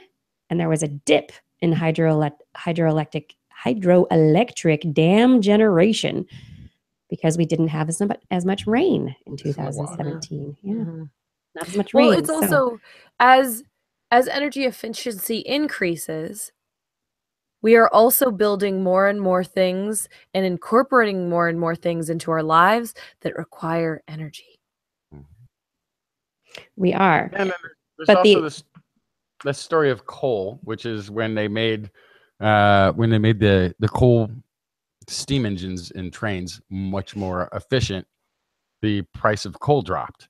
And then what followed was then people would burn a couple more nuggets of coal in the furnace to keep them warm because they could afford it. And so there was actually more coal burnt when the price went down than before. So yeah, and we see this happen with gasoline, petroleum here in the United States, that as petrol prices increase, People drive less. They don't drive as far. They maybe rely on public transportation more. And as a result, you have decreased emissions from that. Price goes down. People get back in their cars again. So behavior is related to cost and also efficiency for people's behaviors. Yeah. I've been wondering a lot about the carbon footprint of the Bay Area lately, since the cost of living has increased so much. So many people have actually moved further and further away from their place of work to find a place that is affordable to live, and in the process, driving longer and longer commutes. Yeah, they just need to move the places of work over to where the people who work there live. Or you could just make it not impossible to live in the city where you work. That's the other option. But it's part of a whole story. We need, in order to be a sustainable community, it has to be a ground up plan, which is, it comes down to infrastructure, which is the conversation that nobody wants to have. And which segues me exactly into my next story, which was the thing that kind of gave me a little bit of hope compared to everything else, which is the idea that we could feed 1 billion more people than we are currently feeding on the planet if we stopped working as individual nations and started working as a global community and put plants in places where they grow more efficiently. Put more drought-tolerant plants in areas that are more arid, for example. Plants that require more water in areas where water is plentiful. Actually move things around the world, and we can produce enough food, possibly. Things, even with more technology and fertilizers and irrigation and all that kind of stuff. This new analysis in Nature Geoscience says that we find that the current distribution of crops around the world neither attains maximum production nor minimum water use. And so really, nobody's ever sat down to figure out what grows the best in different places. It's just kind of happened. It's a kludge. But the problem is, as they write in their article, this crop distribution, though, things don't necessarily end up in areas where people of that culture eat that stuff. And so they moved things in their analysis and moving things around the globe. They grew more soybeans, sorghum, roots, tubers, and peanuts, and crops like millet, sugarcane, and sugar beet, rice, and wheat were decreased. And so sorghum was grown in Western Russia instead of sugar beets. And we know beets are something that's important to Russia, but sugar beets are a little different. Millet grows best in northern India instead of rice. Soybeans in lieu of wheat in Australia, and peanuts instead of wheat in the Nile Delta. And people don't really eat those things in those areas. And so it would be like, hey, you guys, you got to switch up your culture because we need to be more efficient.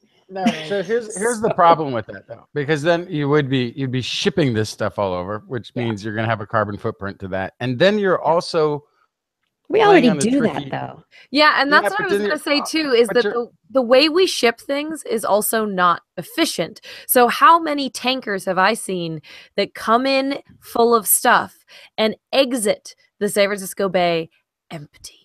Oh, they're probably full of recycled cardboard.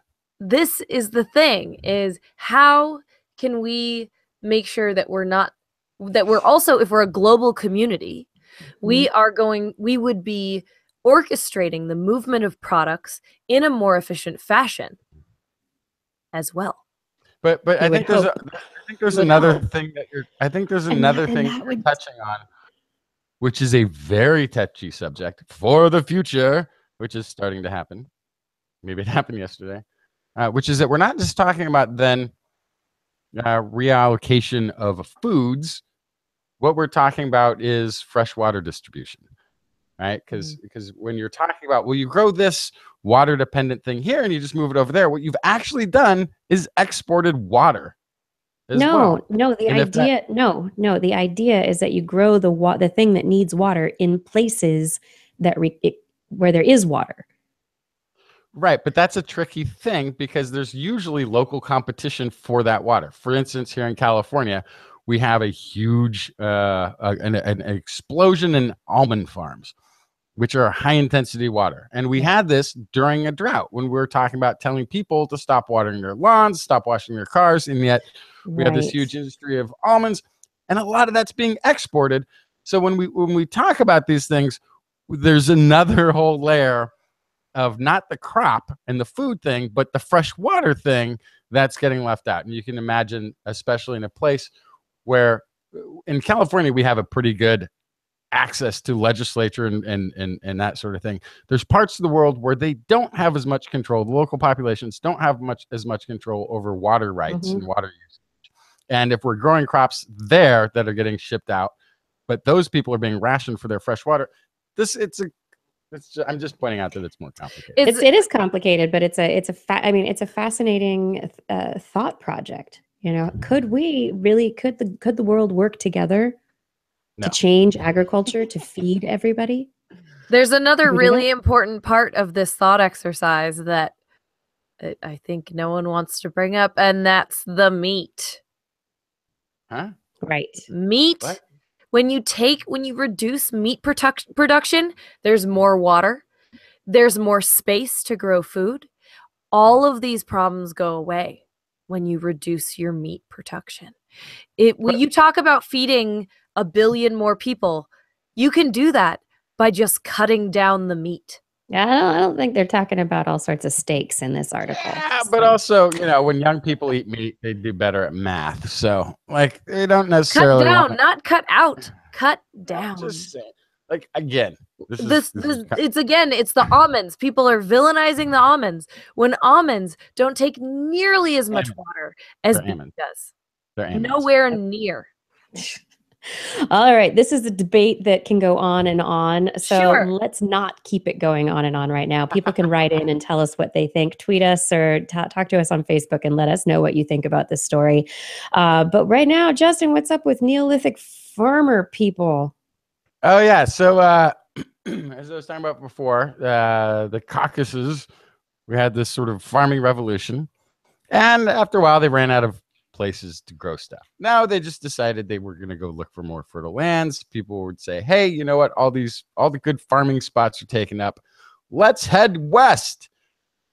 First arrived in Europe, there were other people there. There were hunter-gatherer groups that were in different places throughout Europe. Prior studies have suggested that these early Near Eastern farmers replace the pre-existing European hunter-gatherers. But how did they do it? Did the farmers wipe them out? Through warfare? Was it disease? Seems like they disappeared shortly after arriving. But maybe they didn't. Maybe it was a little slower than that. Current study published today in Nature suggests that these groups likely coexisted side by side for thousands of years after the early farmers spread across Europe. This is recent studies of ancient DNA have revealed that the spread of farming across Europe wasn't merely a result of a transfer of ideas. This wasn't like, I'll teach you how to work a plow, and then you teach your neighbor, and they teach their neighbor. But it was the expanding farmers from the Near East brought this knowledge with them as they themselves spread across the continent. Okay, so these people who brought farming were the farmers. It wasn't just like this was spreading from people to people.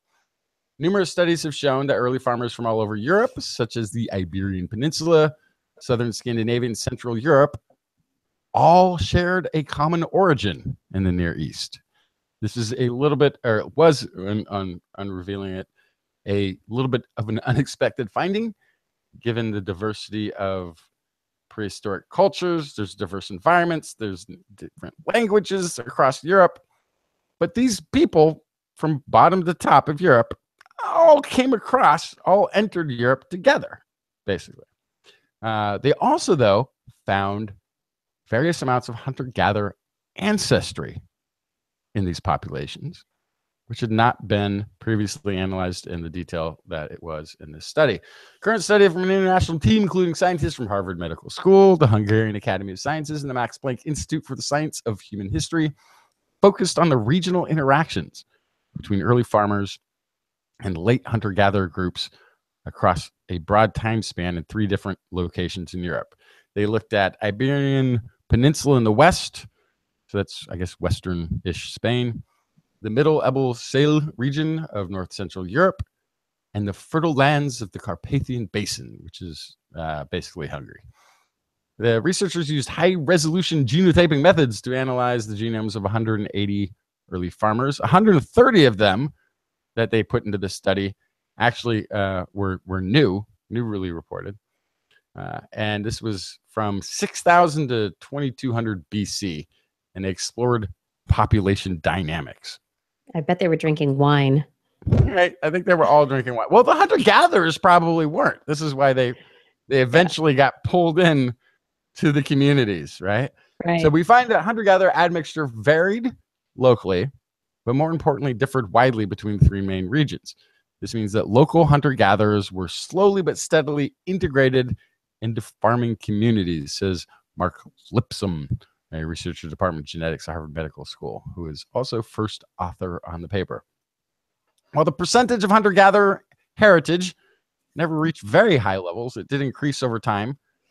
Findings suggest hunter-gatherers were not pushed out or exterminated by the farmers when the farmers first arrived. Rather, they coexisted with increasing interactions over time.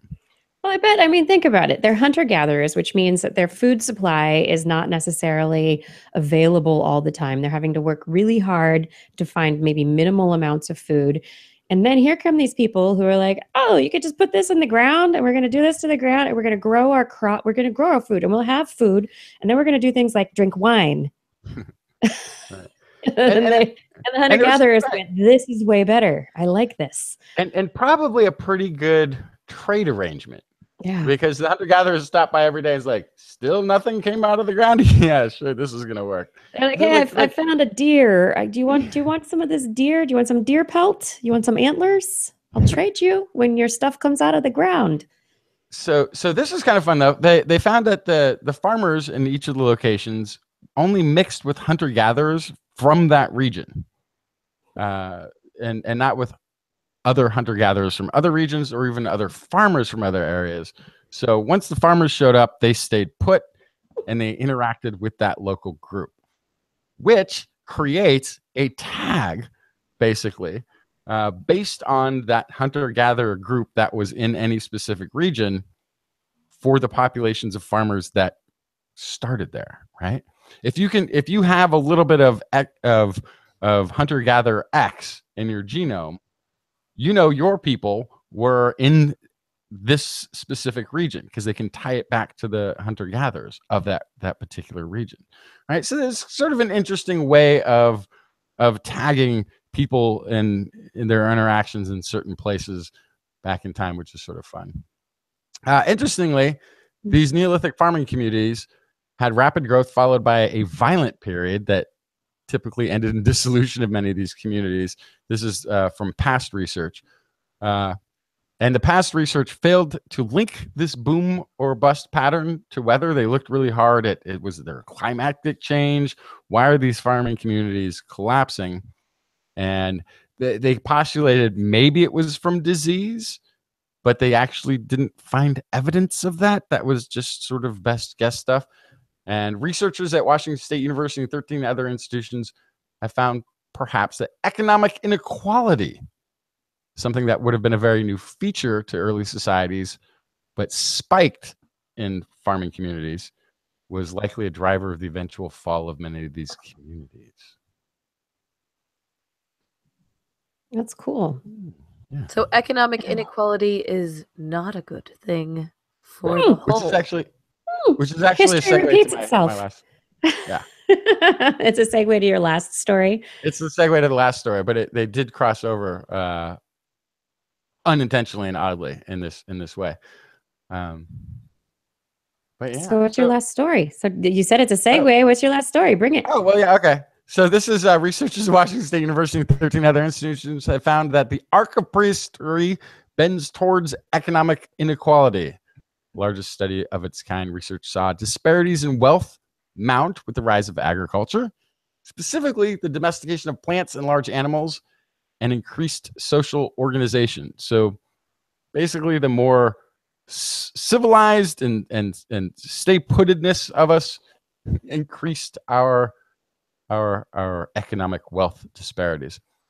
Their findings published this week in the journal Nature, they say have profound implications on contemporary society as inequality repeatedly leads to social disruption, even collapse, says Tim Kohler, lead author and Regents Professor of Archaeology and Evolutionary Anthropology at Washington State University. Special note, they point out the United States currently has one of the highest levels of wealth inequality in the history of the world. The study history of the world. History of the world. Study I gathered believe it. data from 63 archaeological sites or a group of sites, comparing house sizes within each site. Researchers assigned, what would it be? Gini coefficients, common measures of inequality developed more than a century ago by the Italian statistician and sociologist Corrado Gini. In theory, country with complete wealth equality would have a Gini coefficient of 0, while a country that had all of its wealth in one household would get a 1. Researchers found that hunter-gatherer societies typically had low wealth disparities with a median Gini of 0.17. Partly, they're moving around a lot. Accumulating wealth is actually a hindrance if you've got to like pack up a U-Haul full of stuff before there were U-Hauls. And everybody's working communally to make the society together. Work. Yeah. Yeah. I mean, the important possessions are your tools for hunting and, maybe mending clothes or something. Like you have essential tools. Cooking food. Yeah. Right. But you're a very utilitarian society anyway. So the wealth thing is like, how good of a hunt did we have today? Then you get into horticulturists, small scale, low intensity farmers. Their median Gini was 0.27. Larger scale agricultural societies had a median Gini of 0.35. So you see it's increasing the more we sort of get into these larger, more organized societies.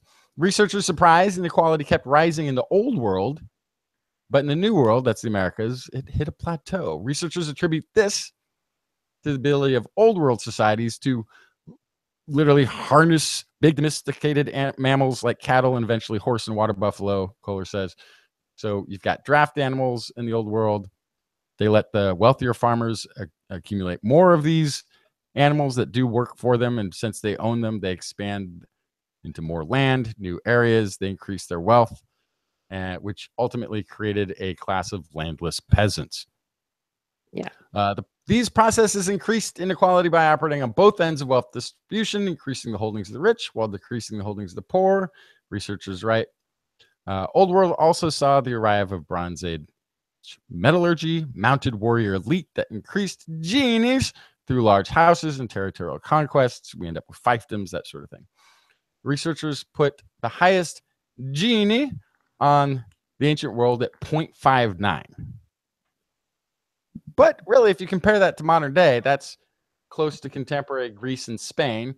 Greece at 0.56 and Spain 0.58 Gini. While this is well short of China's 0.73 Gini and the United States 0.80, which is a 2000 figure cited in Nature paper.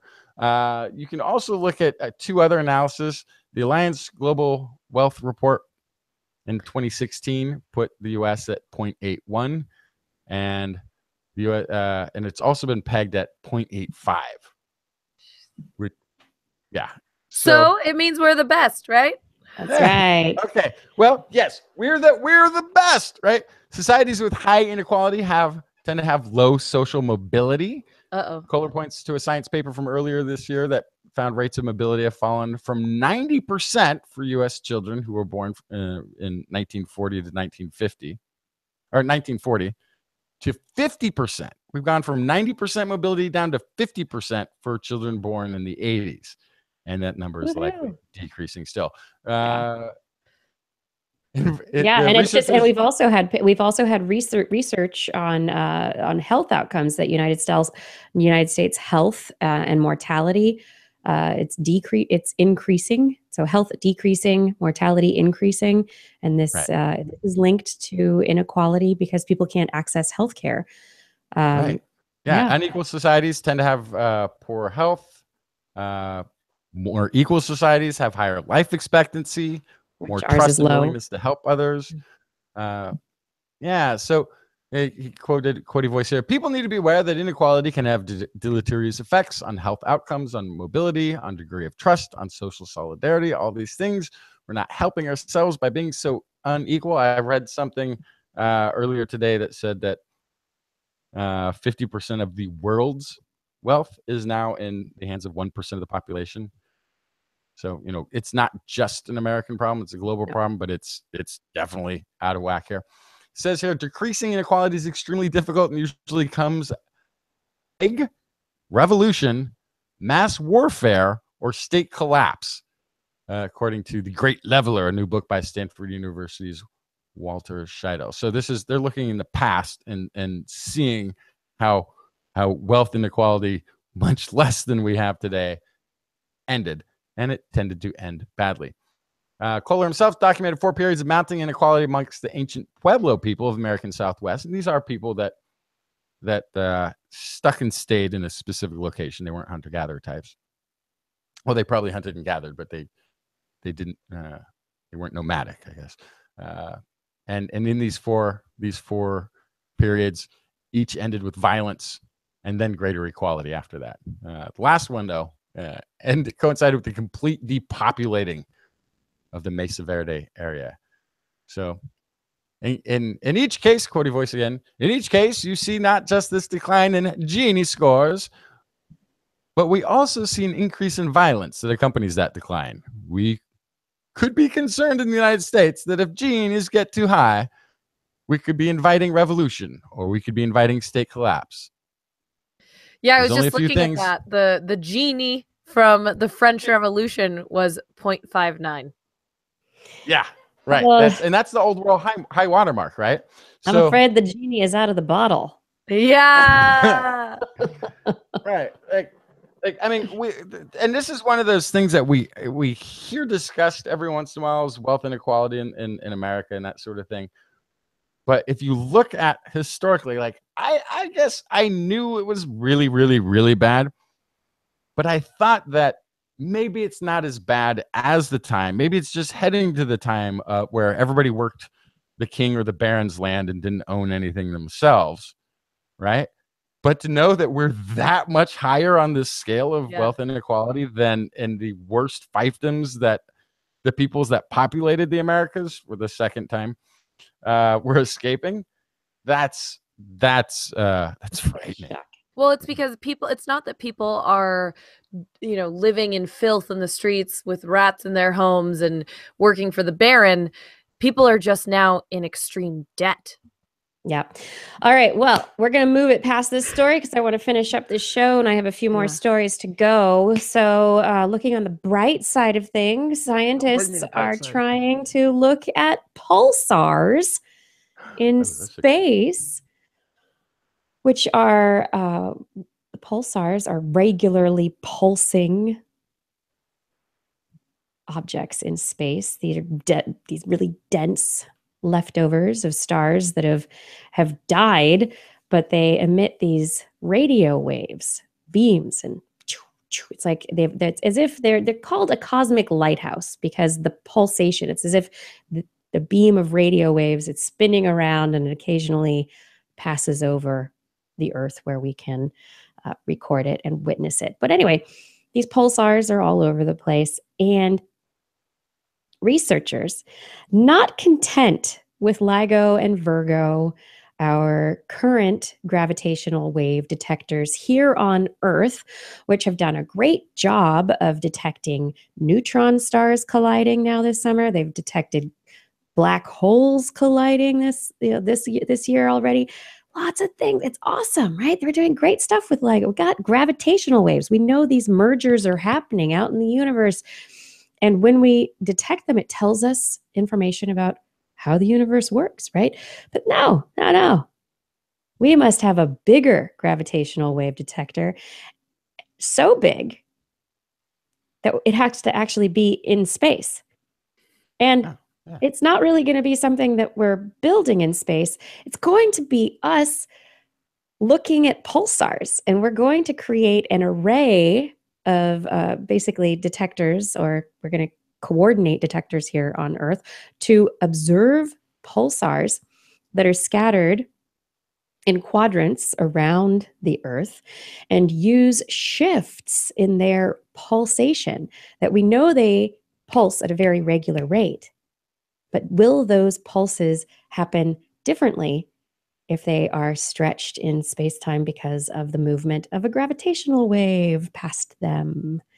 And in doing so, what we'll be able to detect are not the mergers of small black holes like we have detected already with LIGO and Virgo here on Earth, but supermassive black holes that they're so massive as they start to spin near each other that low frequency gravitational waves are start to be emitted as they start to collide and tear things up and suck each other up, and everything gets bent and shifted in that area of these supermassive black holes. And so it's not going to be the higher frequency waves that we've been detecting, but very low frequency waves. Think about elephants feeling low frequency rumbles in the earth, how elephants call to each other through the earth using low frequency sound. This is going to be our way of detecting the giant sounds of big space elephants. But not space elephants, supermassive black holes. Same difference. Same difference. Yes. Yeah. So, the researchers think that they'll be able to put together this observatory, the North American Nanohertz Observatory for Gravitational Waves, this whole timing array that they're building, that they're going to expand it over the next 10 years or so, and they think they have a very high likelihood of finding at least one supermassive black hole merger within that time. And now where they look and kind of what areas they're looking at are important, because the size of the black holes also determines how fast the merger takes place.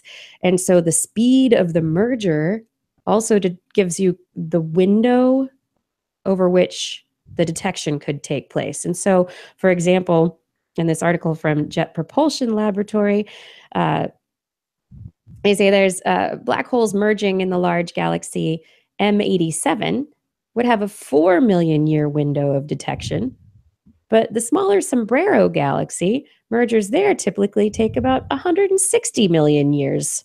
So there's more opportunities for timing arrays to detect those mergers in that 160,000 year window than in the 4 million year window. But we're going to detect one in 10 years. Yes. Anyway, I think that one is very exciting. Pulsars in space as our new space array of gravitational wave detection. And then finally, we've heard stories of, I don't know if you've heard last night, or there came an article on the AP came out that for the first time, a gene editing technology has been used to treat a human being or a disease. A gentleman suffering from Hunter syndrome was given treatment using a zinc finger nuclease. This is not a CRISPR treatment, but an alternative gene editing and an older gene editing technology called zinc finger nuclease to basically go in and cut out the problem genes that have been causing him much trouble. He had basically an IV drip with the treatment over several hours, and we will see whether or not there is a result and whether or not it's a positive one sometime in the next 1 to 3 months. But the first time in the United States, at least, that it's been publicly made aware that we have used a gene editing technology in a medical purpose. Wow. Oh, That's quite the watermark. It's pretty cool. Yeah. So while this probably is not yet going to be something that will help large numbers of people in regular rotation in medical clinics around the country or the world. It's just an obvious point for this all to move forward, that this gene editing is on its way. And it is probably going to be a very large part of medical therapy moving forward. And then my final story, cardiac arrest during or after sex. We've heard stories of people kicking. Wait, that's a thing? Kicking the bucket. You have sex and, I guess it was so strenuous that usually the male in the situation, the heart stops and they die. Well, researchers. Wait, how do you test for this? So, researchers looked at 4,557 adult cases of cardiac arrest in a northwestern U.S. community between 2002 and 2015. Of all of these 4,000 so cases, only 34 of them occurred during or within an hour of sexual intercourse. And of those 34, 32 were male. And so there's definitely a sex link, a gender link to sex and cardiac arrest. It's linked to about so now we know who 100. really does all the work. Yeah, only about 1 in 100 cases of cardiac arrest in men. And for women, the rate's around 1 in 1,000. However, what they found, and this mirrors stuff happening in another report that came out of France, but the numbers are different, that only a third of those individuals that had cardiac arrest from sex received CPR. So basically, their partner let them die. What the? I'm so confused. And this is lower than the overall rate of CPR for people who have cardiac arrest in other places. Huh. Outside hospitals, not in a hospital. I In a wonder hospital, you're why gonna that get is. CPR. But I get it. I get it. Look, okay, I get it. and so the rate, but Well- it's funny, the rate out in public, away from hospitals, where people, it's 46%. So nearly 50% of people who suffer cardiac arrest out in the general world get CPR. And this includes cases where there's no bystanders around to see Right. the cardiac arrest occurred. So this is basically, you're in a place where there's somebody there. Is it Right. because all of the blood has left your brain to other parts of your body and you're not thinking straight? Like, okay, no. Here's the thing. If you are jogging and suddenly collapse, right? People go, no, wait, that doesn't look right. You're at work, you're in the middle of a conversation, suddenly you flop onto the ground and stop responding. That's really out of place. Right? If you just finish having sex and then you lie down and do nothing, that's kind of what you might expect. And it could go unnoticed for enough time that these people didn't receive immediate treatment. It kind of makes sense. Mhm. Yeah, so it kind of makes sense, but in France the numbers are totally different. So in France they looked at about 3,000 cases of cardiac arrest where the patients arrived at the hospital. They got there alive. Only 17 of those cases were linked to sex, and 229 cases were linked to non-sex activity. Those that were doing non-sex activity, like sports and stuff, almost all of them were around other people, like they're jogging or whatever. 80% got CPR before they got to the hospital. Doing the horizontal dance, 47% received CPR.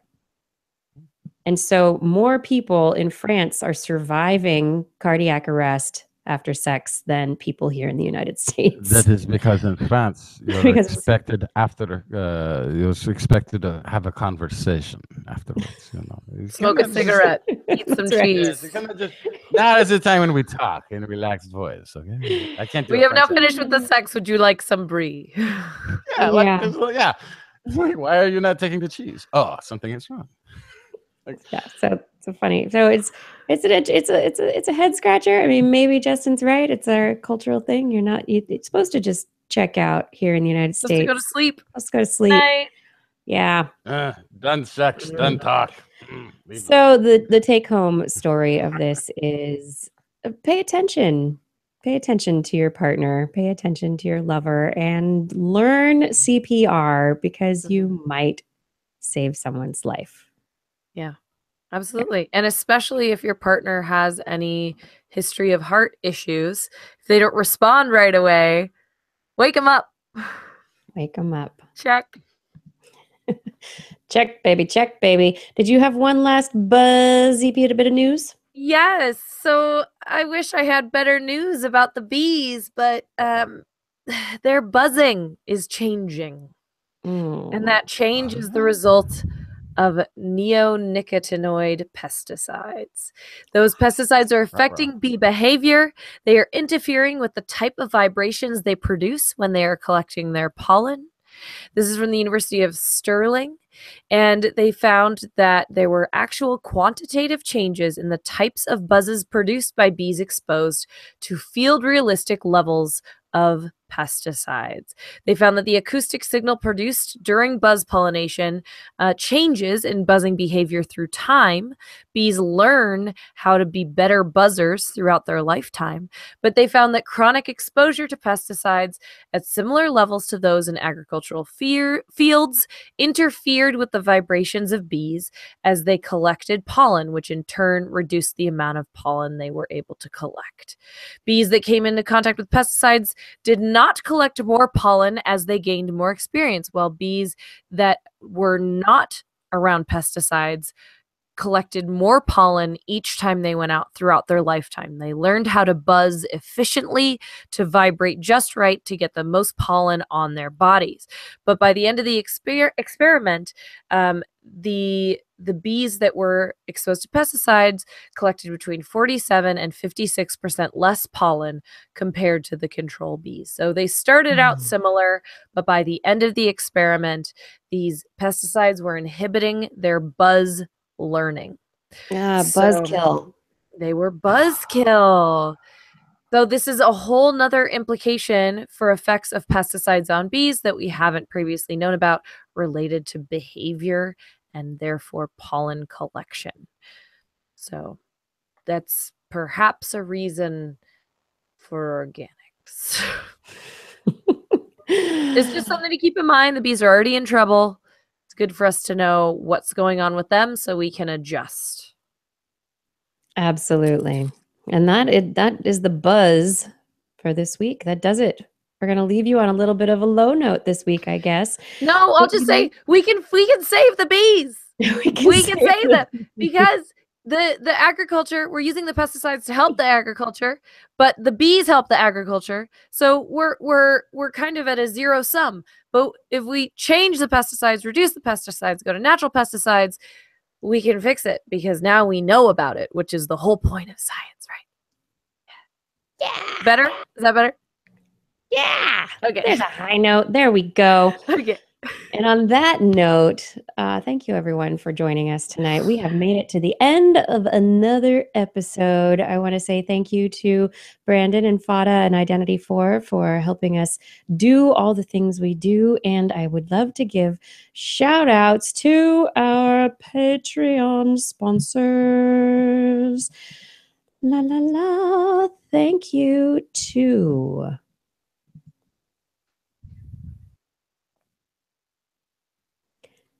Honey Moss, Aaron Luthen, Adam Mishkan, Alec Doty, Alex Wilson, Andy Groh, Arlene Moss, Artyom Ben Rothick, Bill Kersey, Bob Calder, Braxton Howard, Brendan Minish, Brian Hedrick, Brian Condren, Brian Hone, Bruce Cordell, Byron Lee, Charlene Henry, Christopher Dreyer, Christopher Rappin, Columbo Ahmed, Craig Porter, Dale Bryant, Dana Pearson, Daniel Garcia, Darwin Hannon, Daryl, Dave Neighbor, Dave Wilkinson, David Friedel, David Summerly, David Wiley, Donald Trump the Dubious, Dougal Campbell, E.O., Edward Dyer, Emma Grenier, Eric Knapp, Eric Wolf, Felix Alvarez, Flying Out, Gary S., Gerald Sorrells, G. Burton Lattimore, Gerald Nyago, Greg Guthman, Greg Riley, Harun Sarang, Hexator, Howard Lillian, Lumalamo, Jacqueline Boyster, Jake Jones, James Dobson, James Randall, Jason Dozier, Jason Olds, Jason Roberts, Jason Schneiderman, Jane Tellier, Jim Drapeau, Joe Wheeler, John Atwood, John Crocker, John Gridley, John Ratnaswamy, Keith Corsell, Ken Hayes, Kevin Parachan, Kevin Railsback, Sunny Volkova, Kurt Larson, Larry Garcia, Layla Louis Smith, Mark Mazzaros, Marjorie Mark, Marshall Clark, Matt Sutter, Matthew Litwin, Mitch Neves, More Cowbell, Mountain Sloth, Nathan Greco, Orly Radio, Patrick Cohn, Paul Stanton, Paul Disney, Phil Nadeau, Philip Sheen, Randy Mazuka, Richard Hendricks, Richard Onimus, Richard Porter, Rick Ramus,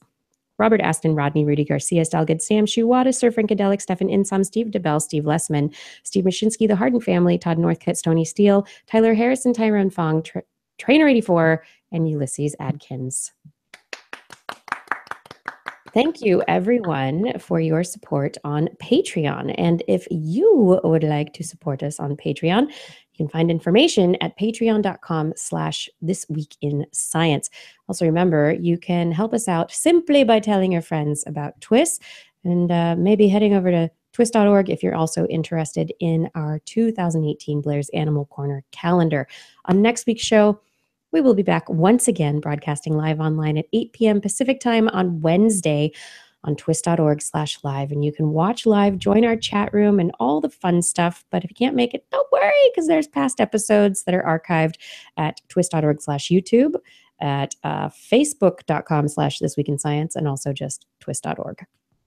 Thank you for enjoying the show. TWIS is, of course, also available as a podcast. Just Google This Week in Science in your iTunes directory, or if you have a mobile type device, you can look up TWIS, the number 4 Droid app in the Android marketplace, or simply This Week in Science in anything Apple marketplacey. For more information on anything you've heard here today, show notes will be available on our website. That's at www.twis.org. That's TWIS.org, where you can also make comments and start conversations with the hosts and other listeners. Or you can hit us up directly. Email Kirsten at thisweekinscience.com, Justin at twistminion@gmail.com, or Blair at blairbaz@twis.org. Just be sure to put TWIS, TWIS, somewhere in the subject line, or your email will be spam filtered into oblivion. You can also hit us up on the Twitter, where we are at TWIS Science, at Dr. Kiki, at Jacksonfly, and at Blair's Menagerie. We love your feedback. If there's a topic you would like us to cover or address, a suggestion for an interview, a haiku that comes due in the night, please let us know. We will be back here next week for TWIS Giving, and we hope you'll join us again for more great science news. And if you've learned anything from the show, remember, it's all in your head.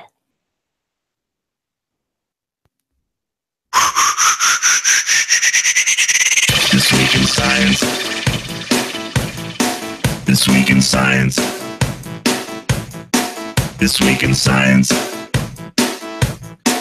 This Week in Science, it's the end of the world. So I'm setting up shop, got my banner unfurled. It says the scientist is in, I'm gonna sell my advice. Show them how to stop the robots with a simple device. I'll reverse global warming with a wave of my hand. And all it'll cost you is a couple of grand. This week's science is coming your way. So everybody listen to what I say. I use the scientific method for all that it's worth, and I'll broadcast my opinion all over the earth. Cause it's This Week in Science. This Week in Science. This Week in Science. Science. Science. This Week in Science. This Week in Science. This Week in Science. Science. Science. I've got one disclaimer, and it shouldn't be news, that what I say may not represent your views, but I've done the calculations and I've got a plan. If you listen to the science, you may just get understand that we're not trying to threaten your philosophy. We're just trying to save the world from jeopardy. Jeopardy. coming your way. So everybody listen to everything we say, and if you use our method instead of rolling a die, we may rid the world of toxoplasma gondii. Cause it's This Week in Science. This Week in Science. This Week in Science. Science. This Week in Science. This Week in Science. Science.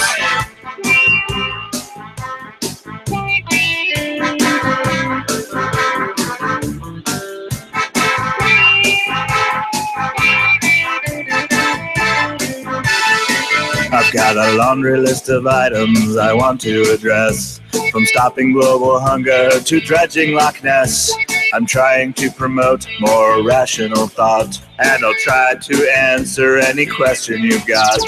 But how can I ever see the changes I seek when I can only set up shop 1 hour a week? This Week in Science is coming your way. You better just listen to what we say, and if you learned anything from the words that we said, then please just remember it's all in your head. Cause it's This Week in Science. This Week in Science. This Week in Science. Science. This Week in Science. This Week in Science. This Week in Science. Science. This Week in Science. This Week in Science. This Week in Science. This Week in Science. This Week in Science. This Week in Science.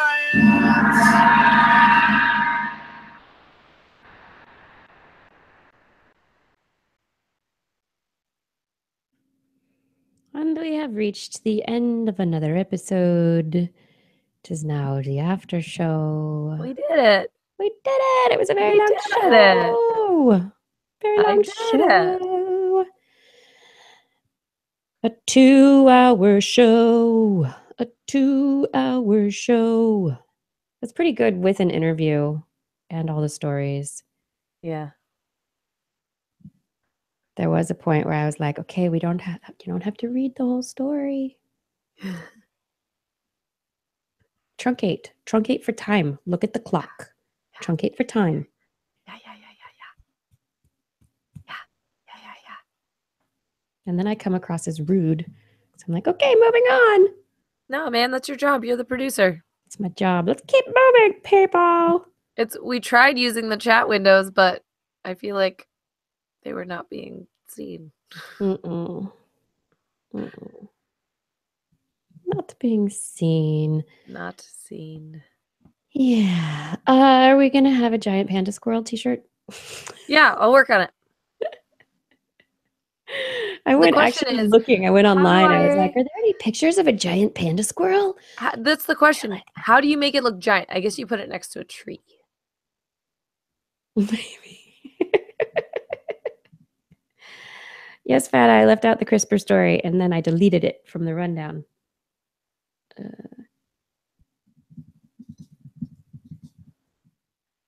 Yeah, I will work on that art imminently. So if you look on Giant Panda-Squirrel and images, there's all sorts of pictures. I guess there was some video from the Toronto Zoo of a panda that got scared by a squirrel.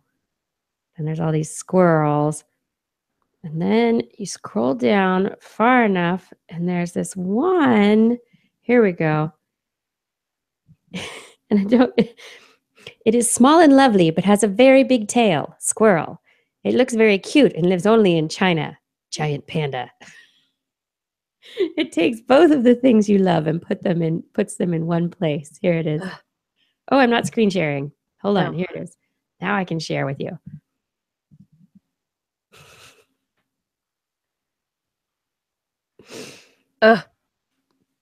Small and lovely. More like small and a big jerk. I love though this foreign language school document that this is obviously taken from. It's got a squirrel riding a water ski. Yes. Always with the squirrels on the water skis. They're just trying to lure you in, make you think that they're harmless, and then they'll attack.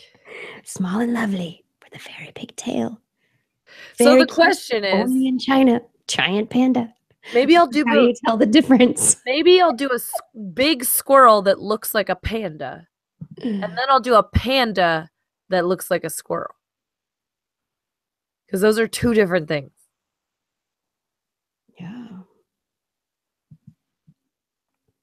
I was thinking like a giant panda with a big bushy squirrel tail. Yeah, I was thinking this image, I'm going to screen share, that has been shared to me more times than I can count since I started TWIS. Oh, I bet. This picture I have Yes. seen so many times that I would do something of that ilk. But that's little. We want giant. But it would have to be big. Yeah. And munching bamboo, perhaps. Yes. Yeah, that's sort of how I pictured it. A squirrel painted like a panda. The giant panda squirrel. But Is it a But you would need something for reference to show that it was gigantic. yeah. That's what I was saying, yeah. Ooh, a T-Rex. Oh, yeah. Next to a T-Rex. But I'd have to do it. Or a brontosaurus. I would put it next to like an elephant. Like, because that's how I always see the giant ground sloth. It's like, this is what an elephant, which didn't live anywhere near a giant ground sloth. This is what an elephant height would be. Well, in if I size was for reference. if I was better at drawing humans, which I still might try to do, I would draw a human running in fear from it. Just do a little stick figure human. That's fine. Yeah, yeah. Running away. I like We'll it. see. We'll see. I'm working on it. We will have. I love that. I love I love it. And then we need a song for the giant panda squirrel. Oh, Blair's look. giant panda squirrel. Here's somebody. Oh, the cats are back. They're putting their paws under the door again. Oh, man. Might be my kid. So Mischievous. did I talk about this already? My 4-year-old has been like obsessed with like scary movies.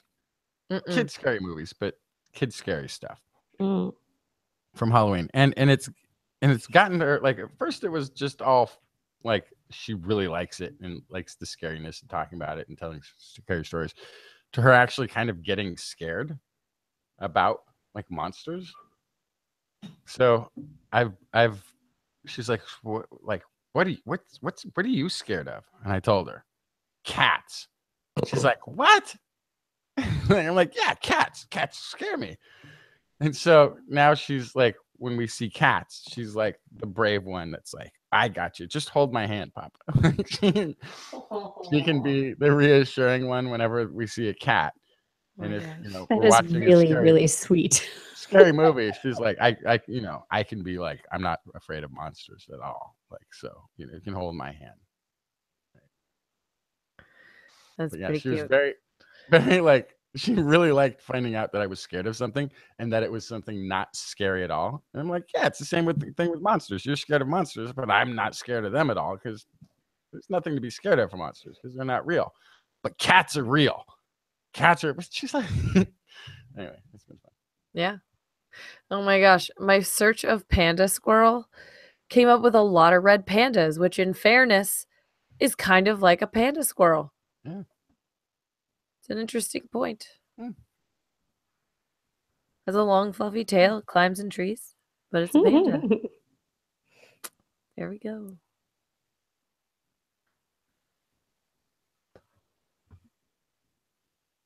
There you go. Yeah, so we have the calendars ordered. They should be getting here.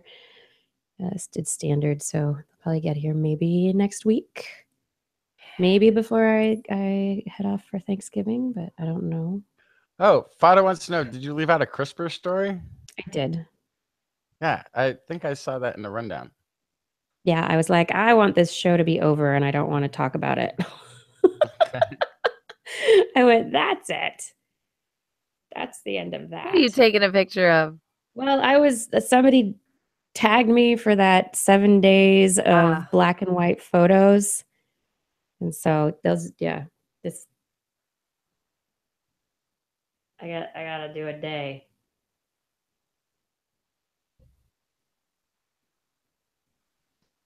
Yeah. Yeah, there we go. Guess Yeah, I what was like that announced one. today? What? The SF Sketchfest Oh yeah. lineup. Yes. The lineup was released today. And we're on it. We're on it. Yeah. We're going to Sketchfest. We're going to Sketchfest. We're going to Sketchfest again. Yeah. January 18th. Where is it this year? We're still at the Cal Academy this year. Oh, that's cool. San Francisco, where it is every year. It's called SF Sketchfest because it's in SF. And we San are Francisco. part of Sketchfest Nightlife because we are science, and that is their funny science night. Yeah. Sketchfest.com. Yeah, I just got the email. I haven't had a chance to read it. So I'm going to put a little gold star on that so I know it'll go into a box and not get lost. Oh God, cat squirrel. Ed, no, I can't even click on it. What? Cats? No, I scary. hate it. Too scary. People- I have nightmares. Yucky. People love Photoshop, don't they? Yeah. Oh my Yeah. God. So I'm really excited about that. There's some really good stuff. I'm gonna go spend a lot of money on tickets. Are you? Yeah. Nice. You love your comedy. I don't know if I'll be able to be in town long enough to see more comedy, but I'll be there for the show. You should show. come. You should come the day before so you can go to the networking thing with me, so I don't have to go by myself. Yeah, I could try doing that. Or maybe it's the day after. I bet it's the day Uh-oh, wait. after. What day of the week? It's a Are we- Thursday. It's just like last Like time. last year. It's a Thursday. Okay. Oh yeah. Figure it out, Justin. Oh, yeah. That works. Multiple job man. It is I, multiple job man. I wear many hats. throughout the day. Yeah. I am a man with multiple incomes and expectations. Oh, that kitty wants to eat that squirrel, Bleak. It's not I am licking it a- because of the kittens. It's licking it because it's going to eat it. Juggler of schedules, utilizer of the daily planner. It is What's I, that? multiple jobs man. I keep going. What is that day planner? I had one of those. That was the most, and it worked for like a month. It worked. I had one of those. There's some name brand version of it, but I had one of those. It worked great for a month, and then because it keeps feeding itself into other things you have to do later, it became like I'm just gonna throw this away. I'm just gonna can't do it. I kept a paper like day minder until probably less than 2 years ago. And I finally gave up and started using my phone, also because my phone would, the technology's so smart now that it would read my emails and auto-populate my calendar sometimes. And I'd be like, oh, okay, I can't check. I'm already checking a work calendar that's digital, 2 work calendars that are paper, and I'm checking my own personal calendar. I'm not going to then check my personal calendar in paper and my personal calendar on my phone. Too much. I was like, okay, I give up. It's all on my phone now.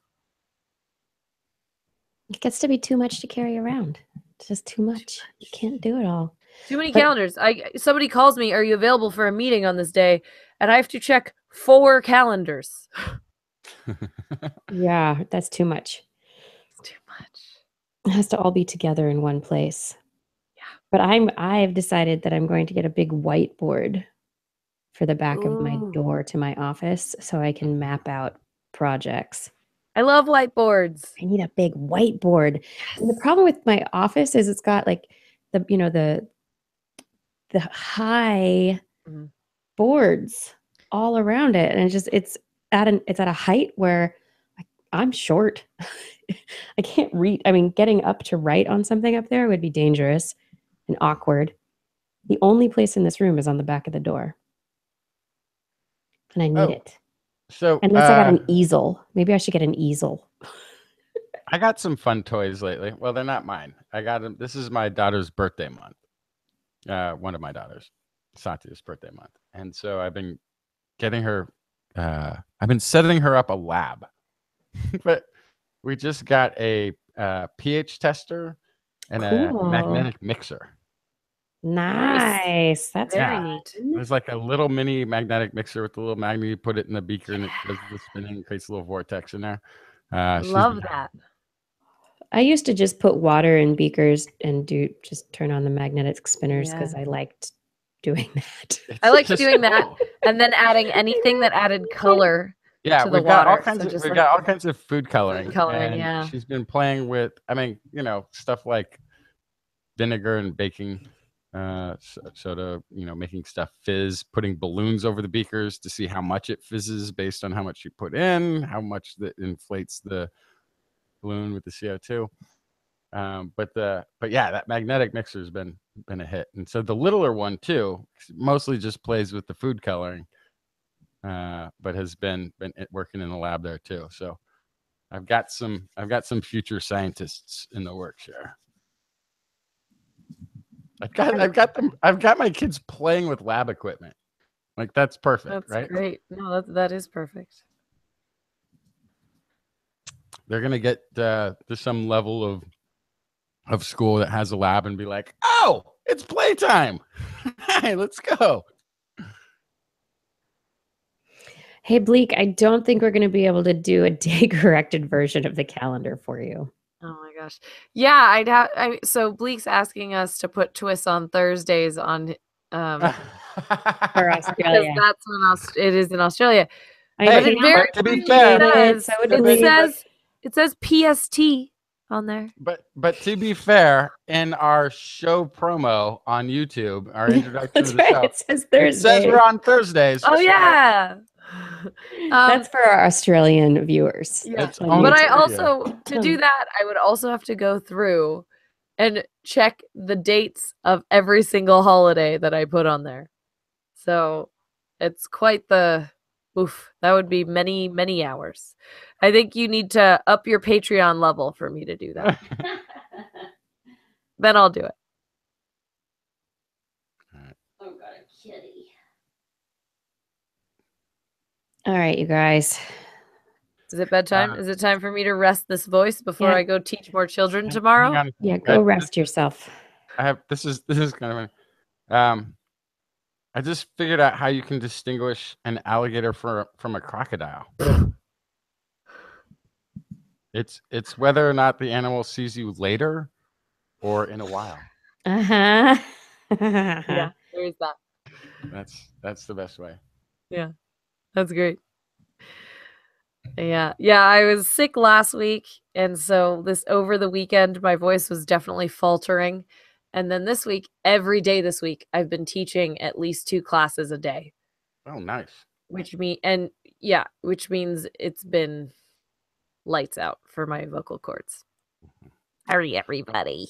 Well, in the interest of keeping Blair healthy enough to make it back to the show next week, say goodnight, Blair.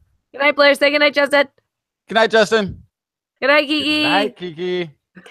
And good night, everyone. And congratulations to Australia for voting in favor of same-sex marriage yesterday. Congratulations. That is a wonderful, wonderful step. Let's see if we can all learn to do this and be. But we're going to go to bed now. Let's sleep on it. Just be good to everybody, guys. That's right. Be nice to each other and learn new things and learn Be new viewpoints. excellent. And yes, be excellent to each other. As the great Abe Lincoln once said. Right. Be excellent. Be excellent. Dudes. Oops, now I'm throwing things around. Okay. Sounds like a drum roll. Good night, everybody. We'll see you again next week. Thank you so much for watching or listening or whatever.